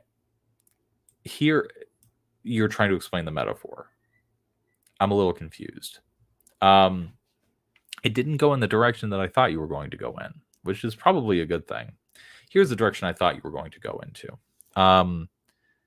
Take a stack of $1 bills and look at the average amount of wealth held by an individual in the top 1% or even the top 0.1%. What would be the actual size of the stack of bills, of $1 bills, if you measured it? Like, that would be interesting. And now all of a sudden, like, rather than getting into this sort of like abstract metaphor of like size of wealth trucks or blocking your wealth Priuses and things like that. It gets, I'm already confused. Instead, I think it would be more interesting to spell out, like, show the clear differences in terms of scale and size. And you can do that by converting dollars into actual spatial dimensions. Which is where I thought you were going with this. Right now, this metaphor is not working for me because I don't understand what you're trying to say. Discover all of these one percenters, how all of these one percenters acquire their wealth and set themselves miles apart from 8 billion people. Now, this use of miles apart, good wordplay. One of the rare occasions where I will actually applaud wordplay in copy, because it's coherent with the message and it has the additional connotation. So you did good there. It's here where I think you're trying to spell out an elegant metaphor and build intrigue, but you're not building intrigue. You're just explaining the difference, and it's confusing. And so you definitely want to rework that. I guarantee you can do it too. P.S. As they say, if you can't beat them, then join them. So that would be my recommendation for this particular lift. You're doing a better job here than the previous lifts that I've seen you do, where it's shorter, it's more concise, you're actually working towards getting the click. But the big thing here is that the copy is confusing, and I don't understand what you're trying to say, imply, or accomplish with this. And so I would really like, again, like what I was saying with the previous copy, look at each sentence individually. What am I saying with this? How is this building intrigue? What is this doing? Can I just delete that middle part? Yeah, you can do whatever you want. This is your copy. Very small number of people out of the 8 billion who are alive right now have so much wealth cannot fit into a single haulage truck. There, I would say you would want to, because there you're just saying, hey, rich people are rich. So where's the intrigue there? And so you want to find, like, where is the spot of intrigue? Where is the bit of omitted information that you can leave out that would make a person go, oh my God, I have to click this link to find out what's on the page right now? I can't tell you what the answer to that question is. Only you can find the answer to that question. But right now, I don't think this is working. Like, again, you're doing a decentish job discovering how all these one percenters acquire their wealth. Yeah, absolutely. I don't know how you're going to get there or solve that problem, but that's definitely a problem that you need to solve, because if you're not building intrigue, you're not going to be able to sell the click. So that's my recommendation there. Okay. Product description of a chair. That's what we're going to be looking at next. We have the picture of the chair. Okay. Suffering from back and neck pain. Tired of sitting all day and getting sore the next day. All right. I'm going to stop right here. Product descriptions. If you were watching this stream, go back to where I was talking to Evan and talking to Warren very early on in the stream, because both of them did effectively product descriptions. On a product page, you typically have the description copy that's like right here, right next to the headline, right below the add to cart button. And then below that, you have actual copy. This is trying to be actual copy, but it's trying to fit into that like tightly compressed space. And so all the advice that I gave to Evan earlier on in the stream, I would give to you. I want to show you an example. Amazon, Huggies, Little Snugglers diapers. Huggies Little Snugglers. Ugh, got diapers on the brain, man. Little Snugglers, size 2. Look at this. So when it comes to product description copy, this is the section that we're talking about. Huggies, Little Snugglers diapers, 180 baby diapers, size 2. Up to 12 hours of gentle skin protection, these Huggies diapers offer a curved and stretchy fit with all-around comfort for a gentle tummy fit. Safe for sensitive skin, breathable, hypoallergenic, and fragrance-free. Gentle absorb liner. Look at that systematization. People make fun of direct response copywriters for just coming up with like I call this my A plus B equals 38 method for writing headlines. But brand copywriters do that shit too. Like this gentle absorb liner, like a copywriter came up with that. You have to realize this. The marketing department came up with that. They gave a thing a name. Absorbs wetness on contact to help keep your baby's skin clean and healthy. This is product description copy. It's very bulleted. It's very succinct. It's very straight and to the point. It gets the job done. It gets in, it gets out. Good stuff. It's down here that you get into actual copy. Information about the waistband. Extra soft around the legs. Double grip strips. A wetness indicator. Things like that. This is all good product description copy. Notice how not direct responsey it is. It's very much about the brand. It's very much about isolating very individual features and benefits of the product you are trying to sell and then highlighting it.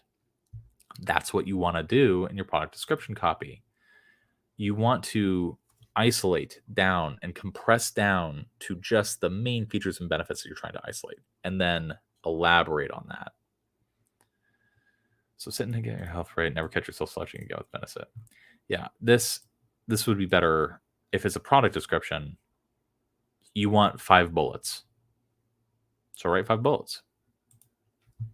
All right.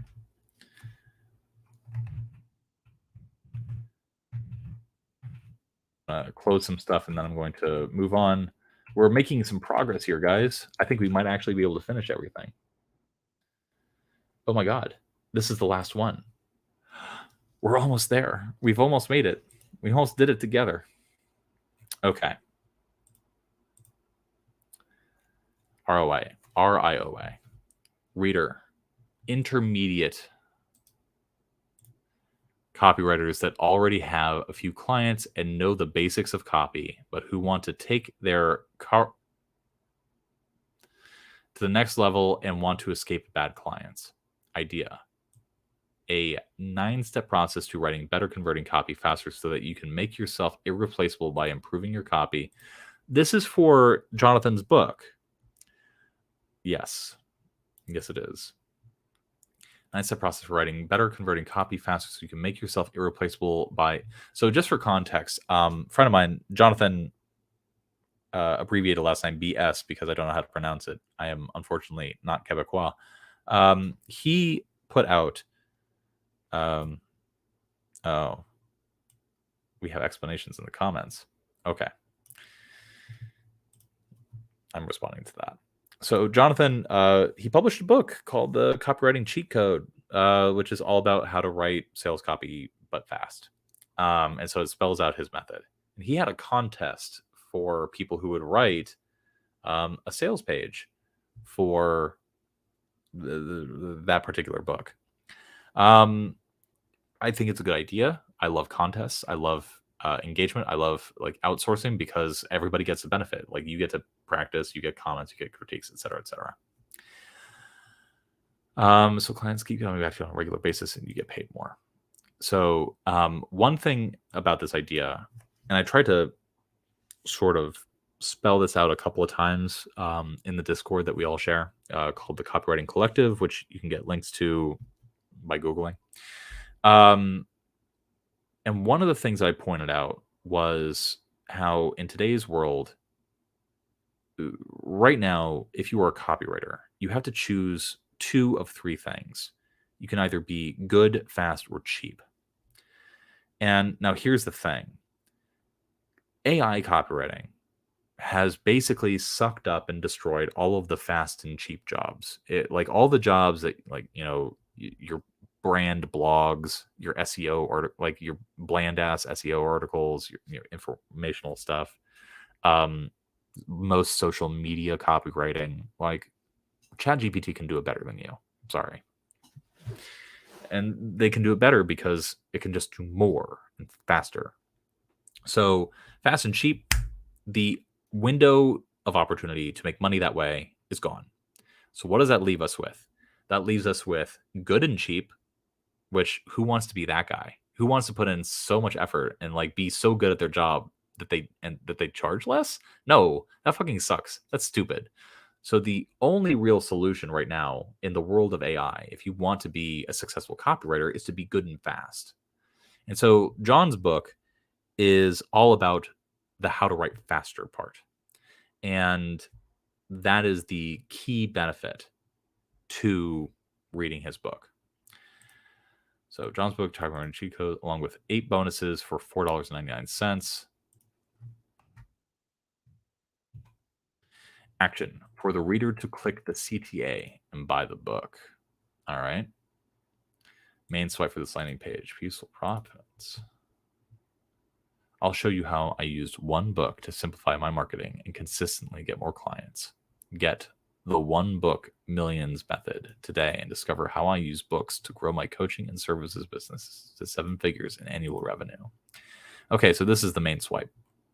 All right, dear entrepreneur, coach, agency owner, or service provider.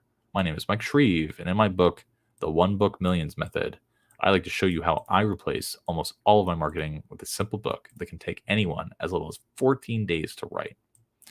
Okay, cool. So what is this copy doing? Introduction, cool. Clearly, we're spelling out the offer. Like this is not the kind of sales page where we're trying to bury the fact that we're selling something until way, way later. We're just being upfront about it now. When you have a product that's only like $4.99, that's fine. You know, that's typically called a tripwire offer. You're trying to get somebody in, get their email, get them to pull out their wallet and basically prove like, yes, I'm willing to pay for things so that you can sell them more things later. That's how marketing works. I like to show you how I replace all of my marketing. Okay, so that assumes and anticipates what most marketers go through, which is that they are doing a bunch of different stuff. Okay, almost all my marketing with a simple book that can take anyone. So literally anybody can do this. I think Kyle would call that one of the alter egos of copywriting. As little as 14 days to write. So it's fast, it's easy. Anything that takes this little time is going to be easy to do. And that's typically one of the main objections that people have to writing a book. So in these 2 little sentences, we're doing so much. When I talk about good copywriting, that's often what I'm talking about. One sentence does so much work. And this one split up sentence is doing so much work, so much persuasive work. There's so much subtext here. It's very rich, but it's simple. It's easy to read. That is the ideal copywriting. Okay. So let's move on. Is this too salesy? Well, we'll find out. Attention. This book doesn't offer your average right for your audience advice. It's full of new advanced techniques. I don't know. Nothing wrong with it. It's a little bland. You know, it doesn't really do anything for me. So this is more eyebrow copy. The book that shot up to the #1 Amazon bestseller spot within 24 hours release reveals the book that So I'm okay. I'm guessing you're trying to pick one of these 4 different eyebrow bits of copy. The book that shot up to the #1 Amazon bestseller spot within 24 hours. The book that hit #1 on Amazon within 24 hours reveals. You know, why not just say #1 Amazon bestselling book reveals? And you wouldn't even have to say former. Like once something has hit that spot, it's achieved that goal. So I would just pick one of these, and I don't think you need to mention the time frame. I don't think that's important. That can come later as like a selling point. But I would say #1 Amazon bestselling book reveals this. I think that that's stronger than what you currently have here.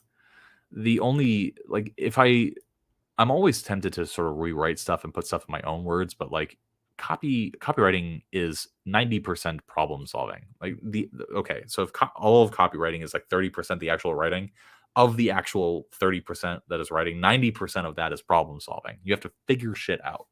How best to word a thing, how best to structure a thing, how to accomplish this. How do I get from here to here? How do I like smooth out this? It's all problem solving. So the problem you have here is that this copy right here above is bland. I'm not sure what it's doing. Like it's trying to sell against alternatives. I can tell you that. Rhetorically, I can see that you're trying to accomplish that. And so, attention, this book doesn't offer your average right for your audience advice. It's full of advanced new techniques. I would just say, attention. This book is, I don't know, Christ. Attention.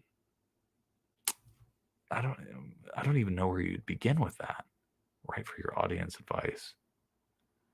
The joke there that we often make fun of in the Discord is that most copywriters are like, how should I say?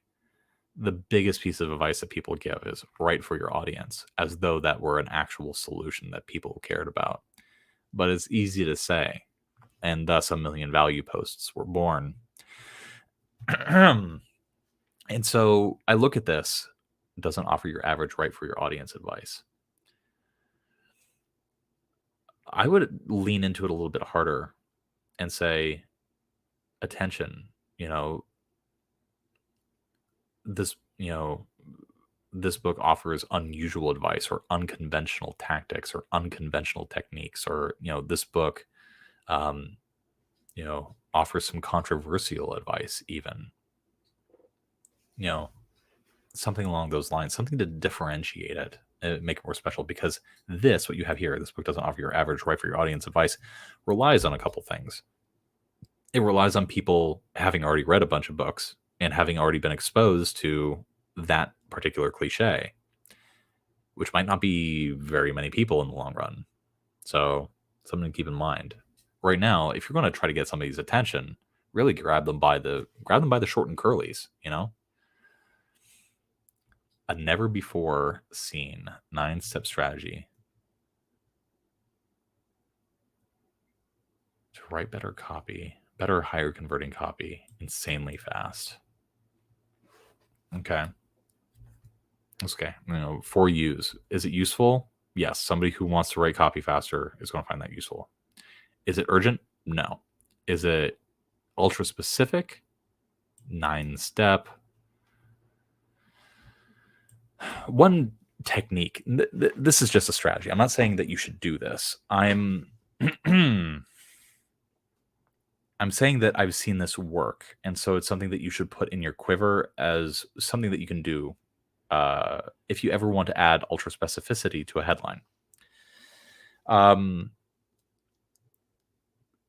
There was a big test at Agora of several different headlines for a promo that was working really, really well.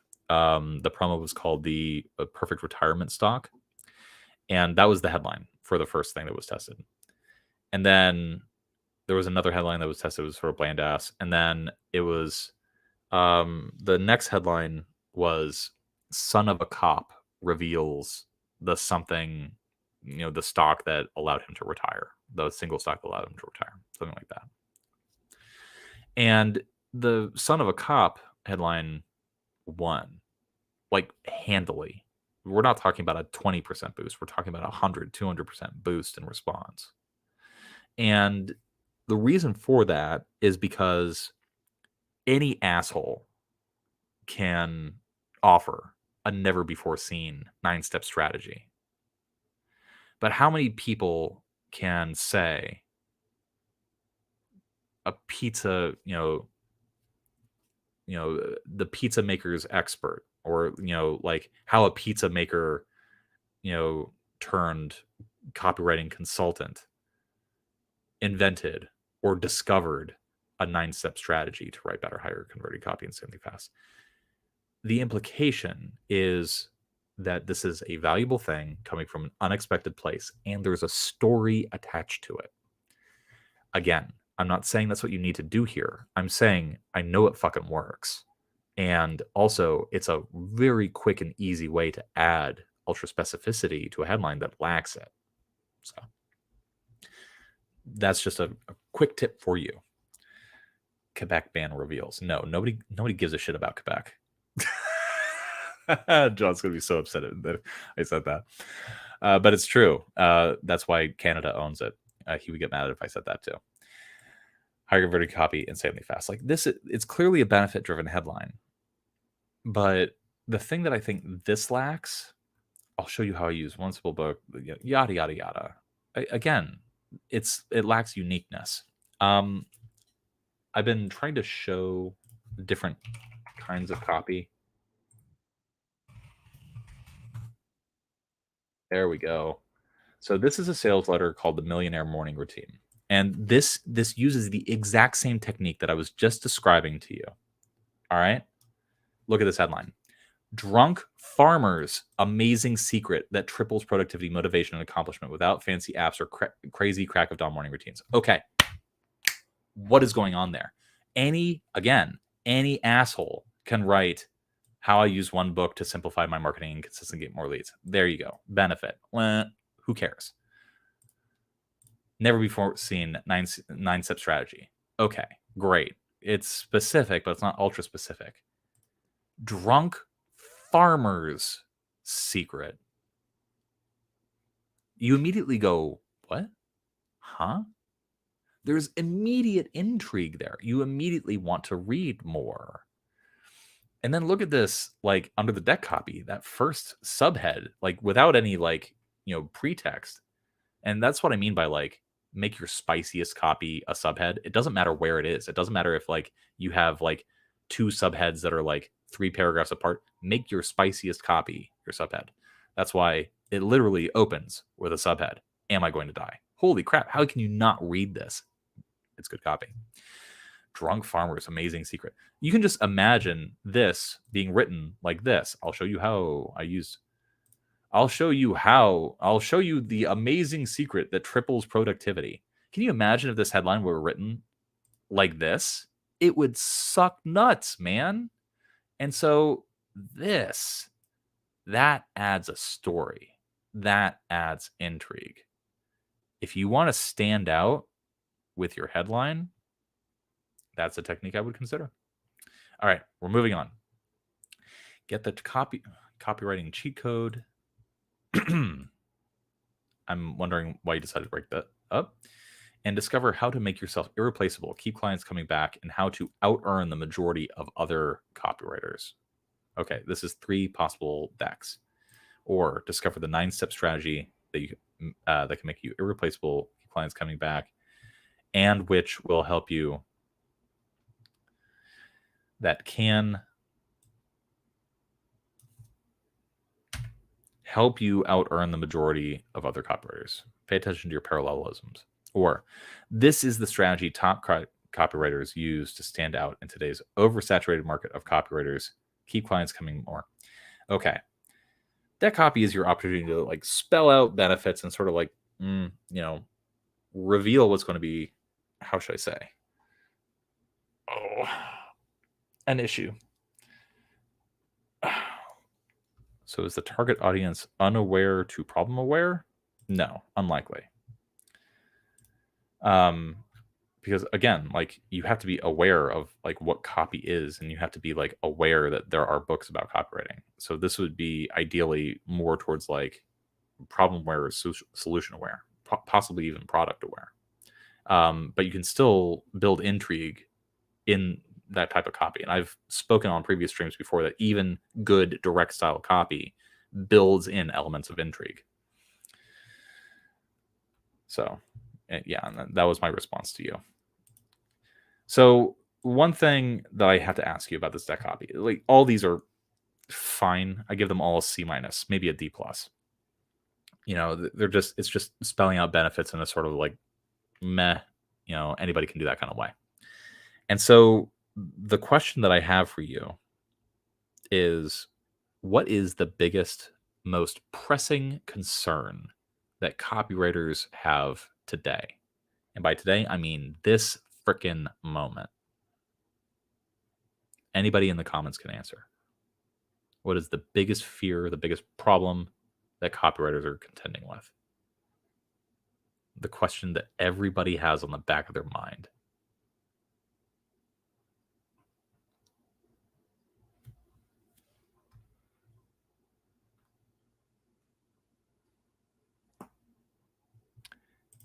AI. Yes. Abso-freaking-lutely yes. If you are not, you are tripping over people that are worried about AI. I see posts in it and Reddit every single day. Everybody's asking if copywriting is dead because of AI. I saw a news article today about a copywriter who lost her job to AI. Though, here, I actually took a screenshot of this because I want to put it into a newsletter at some point. Here's the kind of copy that she wrote that AI replaced her for. Web pages, branded blogs, online articles, social media captions. Like, of course, AI fucking replaced you. Like, you wrote the easiest to replace copywriting. So, if you are not paying attention to your market, you might miss it. But really, ultimately, one of the things that you have to contend with in your deck copy, if you want to really draw people in, is spell out, like, not only that they get these benefits, but also that it helps overcome your biggest pain point, which, if it's AI right now, get the copywriting cheat code, learn how to write copy better and faster than even Chat GPT. Never lack clients and never get replaced by AI when you implement these secrets. God damn. I should write one of these.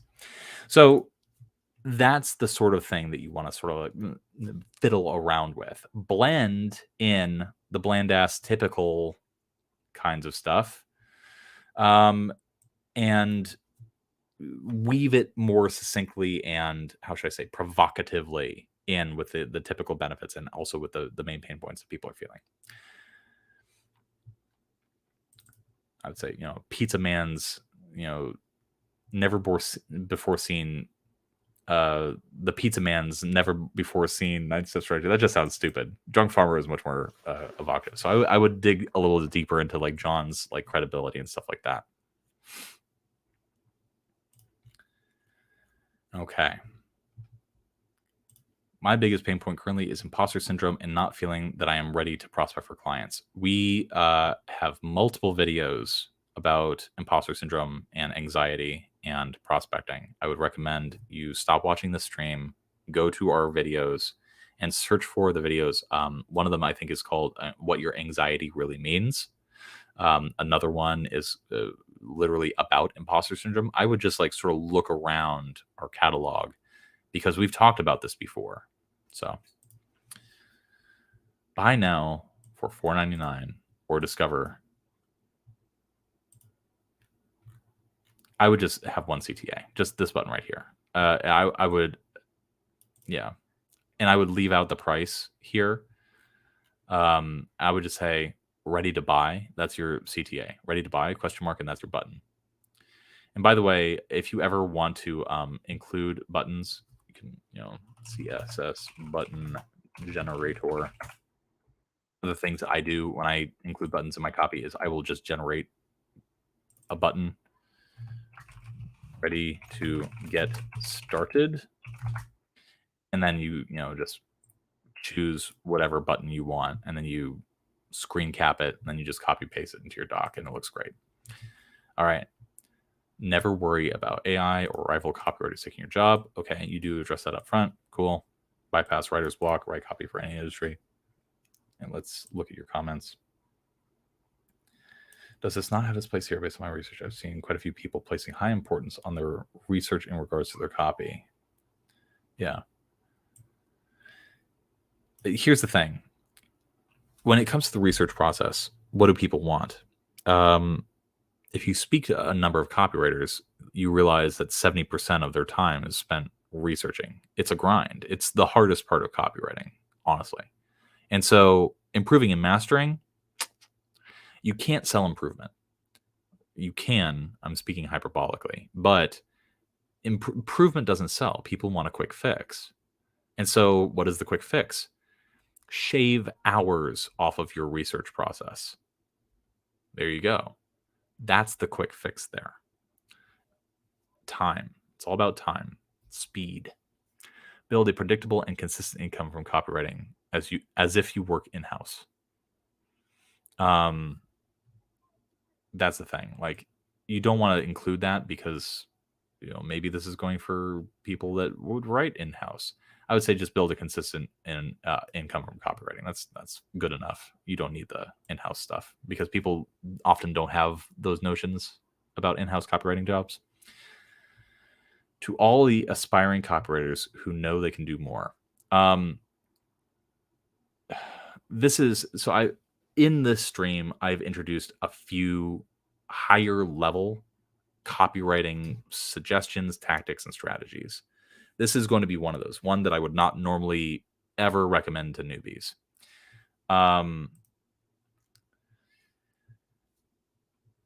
It's clearly mimicking this. In terms of design, where does your eye fall first on this page? It reads this, and then it looks at this, and then it reads this, and then it reads this. Right? And so if you're writing a page like this, you have to wonder, is this image provocative? Maybe. I help entrepreneurs scale quickly. Over 150 million generated for my clients over the past 15 years. Those are powerful bullets. I can see why this page would want these things to be read after this. It makes sense. These are clearly, this is whom this is for, and this is like a shockingly big number. The implication being that, you will be able to get some of that. When you look at this page, do you want, choose a better picture is what I'm trying to say. Like, do you want this to be the first thing that a person looks at after they read this? I would say probably not. Jonathan Bedouin, Saint-Chagrin, I help business is make more money with my copy.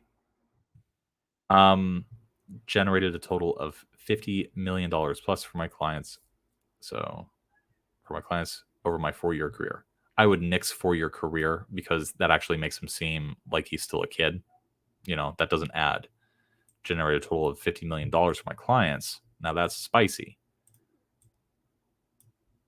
I can see how you're trying to swipe, but what you're failing to do when you're swiping here, and this is something that is important for anybody who's trying to swipe copy, you have to think about the context of like why this is. This is not saying that this man, Mike Shreve, has only worked as a copywriter for 15 years. No.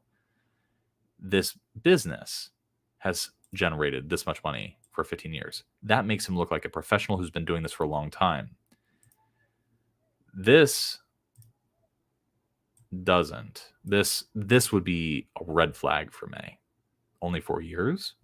So that's something to keep in mind. It's only a guess for the sake of getting this out in time. Yeah, totally fine. One thing, I help entrepreneurs scale quickly. Now, here's the thing. What's better? I help businesses make more money with my copy, or I help copywriters make more money writing for businesses. One of them lends more credibility towards the book. So that's something that I would seriously consider looking into or thinking about. I would also consider thinking about putting this on the left so it's actually the first thing that a person reads. My name is this. In my book, Copywriting Cheat Code, I revealed the simple 9-step process I've personally used to improve.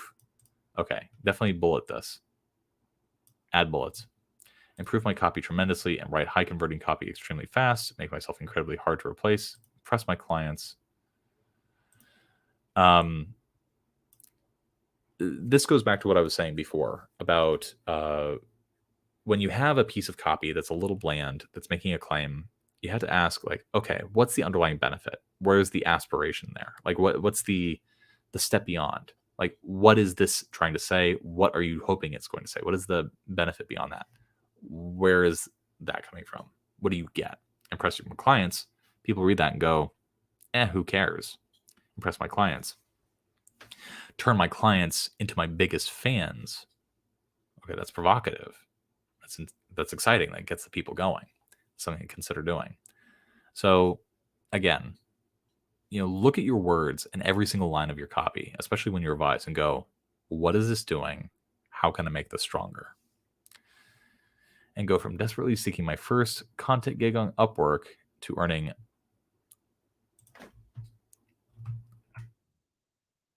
Alex, I'm guessing I would guess you're probably British. Are you British? Because don't they put the pound sign after, in Freedom Land, we put the dollar sign before the number. To earning $120 per hour as a copywriter with only 4 years of experience. Here, I think that's okay, because you've given a little bit more context, a little bit more credibility. So if you are a copywriter who wants to improve their copy, if you are a copywriter who wants a consistent flood of good clients, yeah, I called it. Or if you are someone that wants to reach that next level in their copywriting career, I can show you how to keep your clients coming back to you. I know this could be improved. I agree.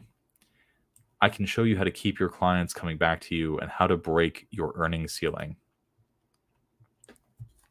Yeah.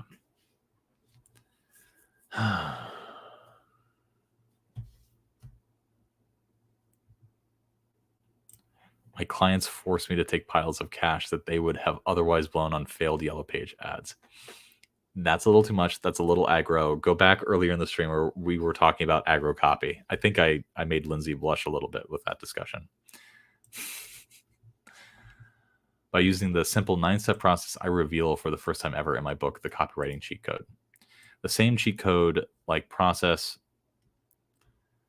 Here's the thing that you're doing good. Book promos are bullet driven. I'm guessing, yeah, this copy is bullet driven too. So what I would say to you is, look at this. If you're tired of rising ad costs and increasing complexity in your business, I can show you how I use this method to scale to 7 figures per year and beyond with less work, less complexity, and more consistently. So we have 3 benefits to using this method. So where are the benefits? So show you how you can keep your clients coming back to you. That's 1. How to break your earnings ceiling. That's 2. Rule of 3s. Always work in 3s. Look at this. 1, 2, 3. So also look at this. If you this, if you this, if you this. 1, 2, 3. Rule of 3s. Always work in 3s, man. 3s, 5s, and 7s are, for whatever reason, psychologically impactful numbers. Maybe it's because they're prime. I don't know. But when you're spelling out benefits or articulating people or whatever, work in 3s. Do that for the first 10 years of your career and then start playing around with other numbers. I can show you how to use this method to do this. I wrote my first 2 nonfiction books in 2012. Since then, I perfected the process of. I would expand on this. I would more closely do this. So how would we swipe this? I wrote my first 2 nonfiction books in 2012. I wrote my first piece of sales copy in this year. Since then, I have perfected the process of, or I have developed the cheat code to, and then you would segue into your bullets. Step off the endless prospecting chase game. I'm not sure what that means. Like, I know what you're trying to say, but if I were just a dumb skimming reader, I would not know what that's saying. And move beyond the stress of qualifying and closing leads on Zoom calls or Upwork. Get my name out there. Lack specificity, a little vague, and make myself known as the guy when it comes to writing good copy, boosting my confidence. Go back earlier and rewatch the advice that I was giving to Evan about bullets. Every bullet you want to give the 4 use test. Look at the usefulness, look at the urgency, look at the ultra specificity, look at the uniqueness. And really, like, bullets are under such incredible compression. You want so much emotion and evocation and fascination built up in each bullet, especially when you're spelling out benefits. So one thing that I recommend to people when they're writing bullets, here, look at this. You can just see, like, visually on the page how few words this copywriter needs to convey and communicate a benefit. Using books to rapidly grow email lists and acquire new customers. Boom, in and out, few words. And this just goes on. And so one of the things that separates copywriting from like normal writing is that copywriting is closer in terms of its logic to poetry than to actual prose writing. A lot of people do not realize that. And so bullets is where that's sort of highlighted the most. You want these things to be under so much compression, not a single gram of fat on this body. Have them be like John on the carnivore diet. He is shredded. Trust me, I've seen it. And so here, really rework your bullets, because your bullets are going to be the things that sell the book more so than anything else. So, but the only reason I get to experience benefits like those above is because I have not been correcting your grammar or like drawing attention to it. This is what we would commonly call a comma splice. It is splitting a sentence, like basically splitting a predicate, or not a predicate, the subject from its verb phrase. There's no reason for a comma to be there. The reason why you probably put a comma there is that the sentence feels very long and breathless. But that problem that you're trying to fix, the long and breathlessness of the sentence, it's not going to be fixed by the comma. It's still long and breathless. So one simple way to improve your copy at the sentence level, and this is true for any beginner, any writer ever, is to look for the verb is because it is. Let's see. Thank you all. Yeah, I would just look for. I've never worked in before. No blank streets. You're actually doing an okay job at this. But one of the things that I look for when I'm looking for ways to improve copy, especially at the sentence level, is I look for, this is called copula. The verb to be. So that's is, was, am, are, was, wasn't, will be, being, etc. Look for that and be like, okay, how can I rewrite this so that it's shorter, punchier, and uses a more powerful verb? Because your verbs are going to be the things that add power to your sentences. That's what you want to pay attention to. I'm going to skim through a little bit because I think that you have enough work that you need to do in terms of revising this, that what follows is, of course, going to sort of have to click into place. But yeah. Meaning that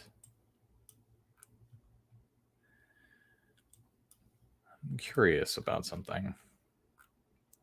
Yeah, it's one of those things where it's like, when you look at pro copy, like, you can immediately say, like, are you ready to see how I turned a 68-page book into a 7-figure business? Look at how provocative that subhead is. It's so good. Do you have anything like that here? No. So look at how powerful that is. Are you ready to see how I turned this unassuming thing into this incredible benefit? That's how you want to template this kind of stuff. Subheads also like help break up the monotony of your copy. I'm generally not a fan of any center formatted text, like, except for subheads, because they just make things such a chore to read. So when I see stuff like this, I just immediately want to justify it, because it's harder to read in an unpleasant and not good way. So that's something that I would watch out for. Another thing too is, like, because bullets sell books, look at how many bullets are here. 1, 2, 3, 4, 5, 6, 7, 8, 9, 10, 11, 12. That's 12 in the first 2 pages. How many you got? Got some copy. 1, 2, 3, 4, 5, 6, 79. More bullets. Man, write 126. Seriously. And then choose the 30 best. So, oh my goodness. For the butler and a beer for Sean and Lizzie for the 4-hour stream. Holy moly. Thank you very much. I appreciate you. Thank you from the bottom of my heart. Honey bun. So those are all bits of advice that I would give. I'm sort of like fading fast here at the 4-hour mark. I'm hungry. I'm tired. And it's so hot in here because I can't run my AC when I'm streaming. But one thing that I would just definitely recommend is like, yeah, just adding a little bit more evocation, gradualization, really focusing on like what the benefits are. All in all, I would say that this isn't bad. It's like going back to the beginning of the stream. It's not terrible, but right now it's struggling to be very good. And you have the potential here to make it very good. It's just a matter of like drawing stuff out, improving your bullets, doing minor tweaks here and there that add a little bit more meat to make this more engaging and fascinating and like make people want to read the book. So could I please go through the bullets on part 1? If you have to go, that's no problem though. So I'm guessing these bullets. All right. Get my name out there. Yeah, that's super vague. Maybe it's also known as the guy when it comes to writing good copy. That's me focused. It's not you focused. A good bullet should always be about the benefit to the reader, boosting my confidence. Look at this. Now, let me ask you this. In any of these bullets, do you see the verb or the pronoun me or I? I wrote these. Since then, I perfected the process of accomplishing this outcome. Accomplishing this outcome. Oh, no, scroll down, he says. Okay. So I'm guessing these 3.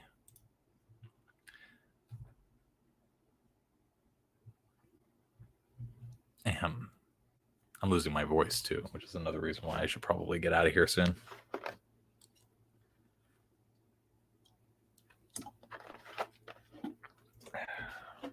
No, nope.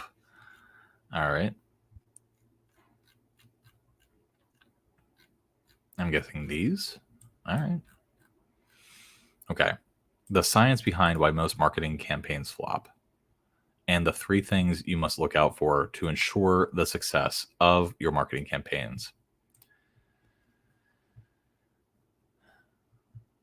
Ignore these things and you could ruin your reputation as a copywriter forever. What's the starting bullet point? Yeah, that was my question too. 6 can make a good flop so badly you could use all credibility as a copywriter. Oh, this is what he says. All right. So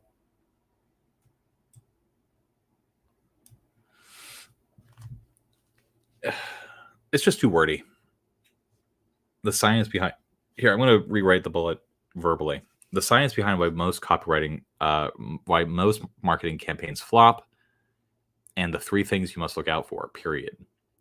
Ignore these and you could ruin your reputation. Page 14. And I would say, add some specificity to these. Ignore these red flags. Ignore these conversion accelerators, whatever you want to call them, just to add some ultra specificity. And you could ruin your reputation. Boom. We just cut like a third, like 33% of that bullet out immediately. So you really need to put these bullets under a much tighter compression, like under a much, much tighter compression. One thing that I've warned about in previous streams and in previous videos that we've done is you can typically tell when a sentence is becoming like like losing the pot a little bit when you have a lot of prepositions. The 3 things you must look out for to the 6 of, that's 3 prepositional phrases stacked one after the other. Boom, boom, boom. And the more of those you stack in order, the harder your sentences are to understand. And so, but notice how when I verbally rewrote this bullet, I cut this out entirely. And so that's something that you want to consider. All right, let's look at this. Not exactly sure how to structure these bullets to bring out the most value. Should I go through the book and write a bullet for every little thing like I've done here? Example, find out, intriguing benefit.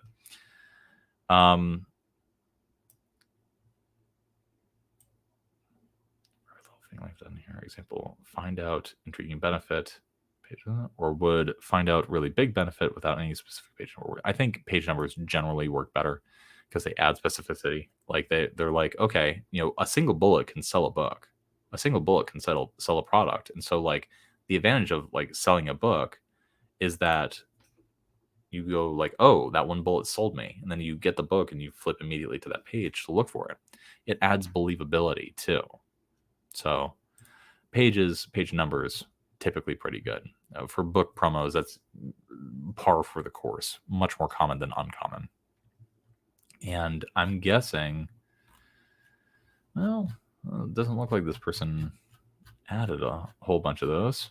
So again, it's not necessary, but it's pretty common, pretty usual, very typical. Lots of bonuses. Very cool stuff. This is good copy. You chose a good thing to swipe. 19 fully explained examples of successful customer journeys for e-commerce, info products, and SaaS, so you can easily apply this concept to your clients' work and make them think you're a genius. Yeah, you're running to the same problem. So you can easily apply this concept to your client's work and make them think you're a genius. It's just, your sentences are long, man, and hard to read. Just try to punch stuff up really, really tighten. Go for the throat. 19 fully explained examples of successful customer journeys for these things. Here's a rewrite. Writing for e-commerce, ? Info products, ? SaaS, ? Here are 19 full examples of everything you need to knock any of these projects out of the park. Done. Fewer words, says the same thing with more emotional power. That's what you're trying to accomplish. Look at every single bullet as an opportunity to go for the throat. What the 1% of top copywriters use to write good copy extremely fast. 6 + 3 questions that will save you hours when it comes time to sit down and write copy. Cut the time wasting, frustration, and writer's block that normally accompanies the writing process. Yeah, it's what the time is to write good copy extremely fast. Here's a rewrite for this. Want to know how the best copywriters write so fast? ? All you need is 6 + 3. That adds a little funny little tweak. I actually like how you did that there. Questions that will save you hours, period. Cut the fluff, cut the time wasting. Never be frustrated at a blank page again. Just rewrote that bullet. So I'm sure you see at this point what I'm doing and how I'm doing it. I'm looking at what you have and I'm trying to isolate the key ingredients, the key things that are working in the bullet, the key concepts, and then just applying that okay, what would happen if I cut 50% out of this short bullet? Well, you have to rephrase things. You have to reword things. You have to rework how you reveal details. You have to come up with completely novel sentence structures that you didn't think of before in order to fit that smaller, more compressed space. That's what you want to do to your bullets. Example of me using this 6 + 3 questions in real time so you know exactly how to use it in your own work. A weak bullet. No, that's bad. how would you do that?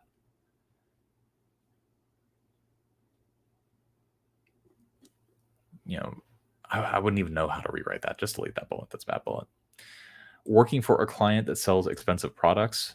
On page 34, I reveal the key to writing high converting copy for high ticket products. Your clients will never let you go after this. After what? After you use this technique to boost their sales? Be more specific. Again, ultra specificity. Look for opportunities to like compress and add specificity. And also uniqueness. Like the thing that you have to keep in mind with this book, with John's book, is that nobody woke up in the world and said, God damn, does the world need another copywriting book? Nobody did that except John. He wrote it after all. And so you have to think like, all right, why does this exist? Why does it need to exist?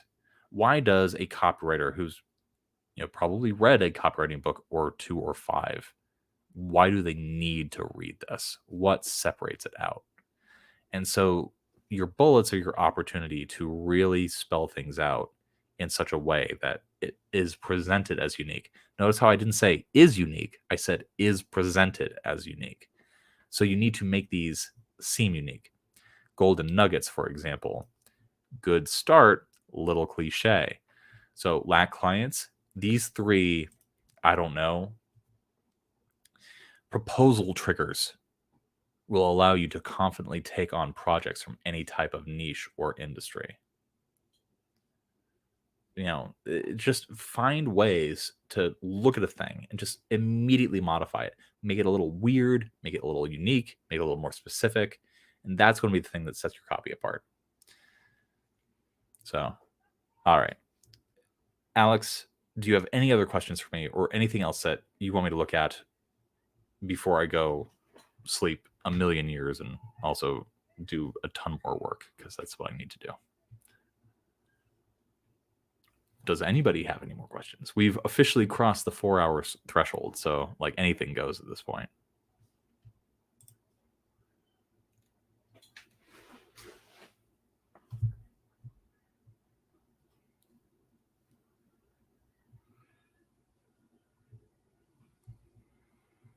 All right. Well, you are not responding, or you are... Oh, there we go. That, ladies, gentlemen, non-binary folks, trans folks, intersex folks, genitalially ambiguous folks, I appreciate all of you. I really hope that you learned something today. I hope that you got something out of this, whether your copy was critiqued or not. I hope that you learned an absolute metric fuck ton. I know that this is going to get demonetized. So I will simply say that if you would like your copy to be critiqued in one of these live streams in the future, maybe we'll try to do one of these every other week or so, depending upon time.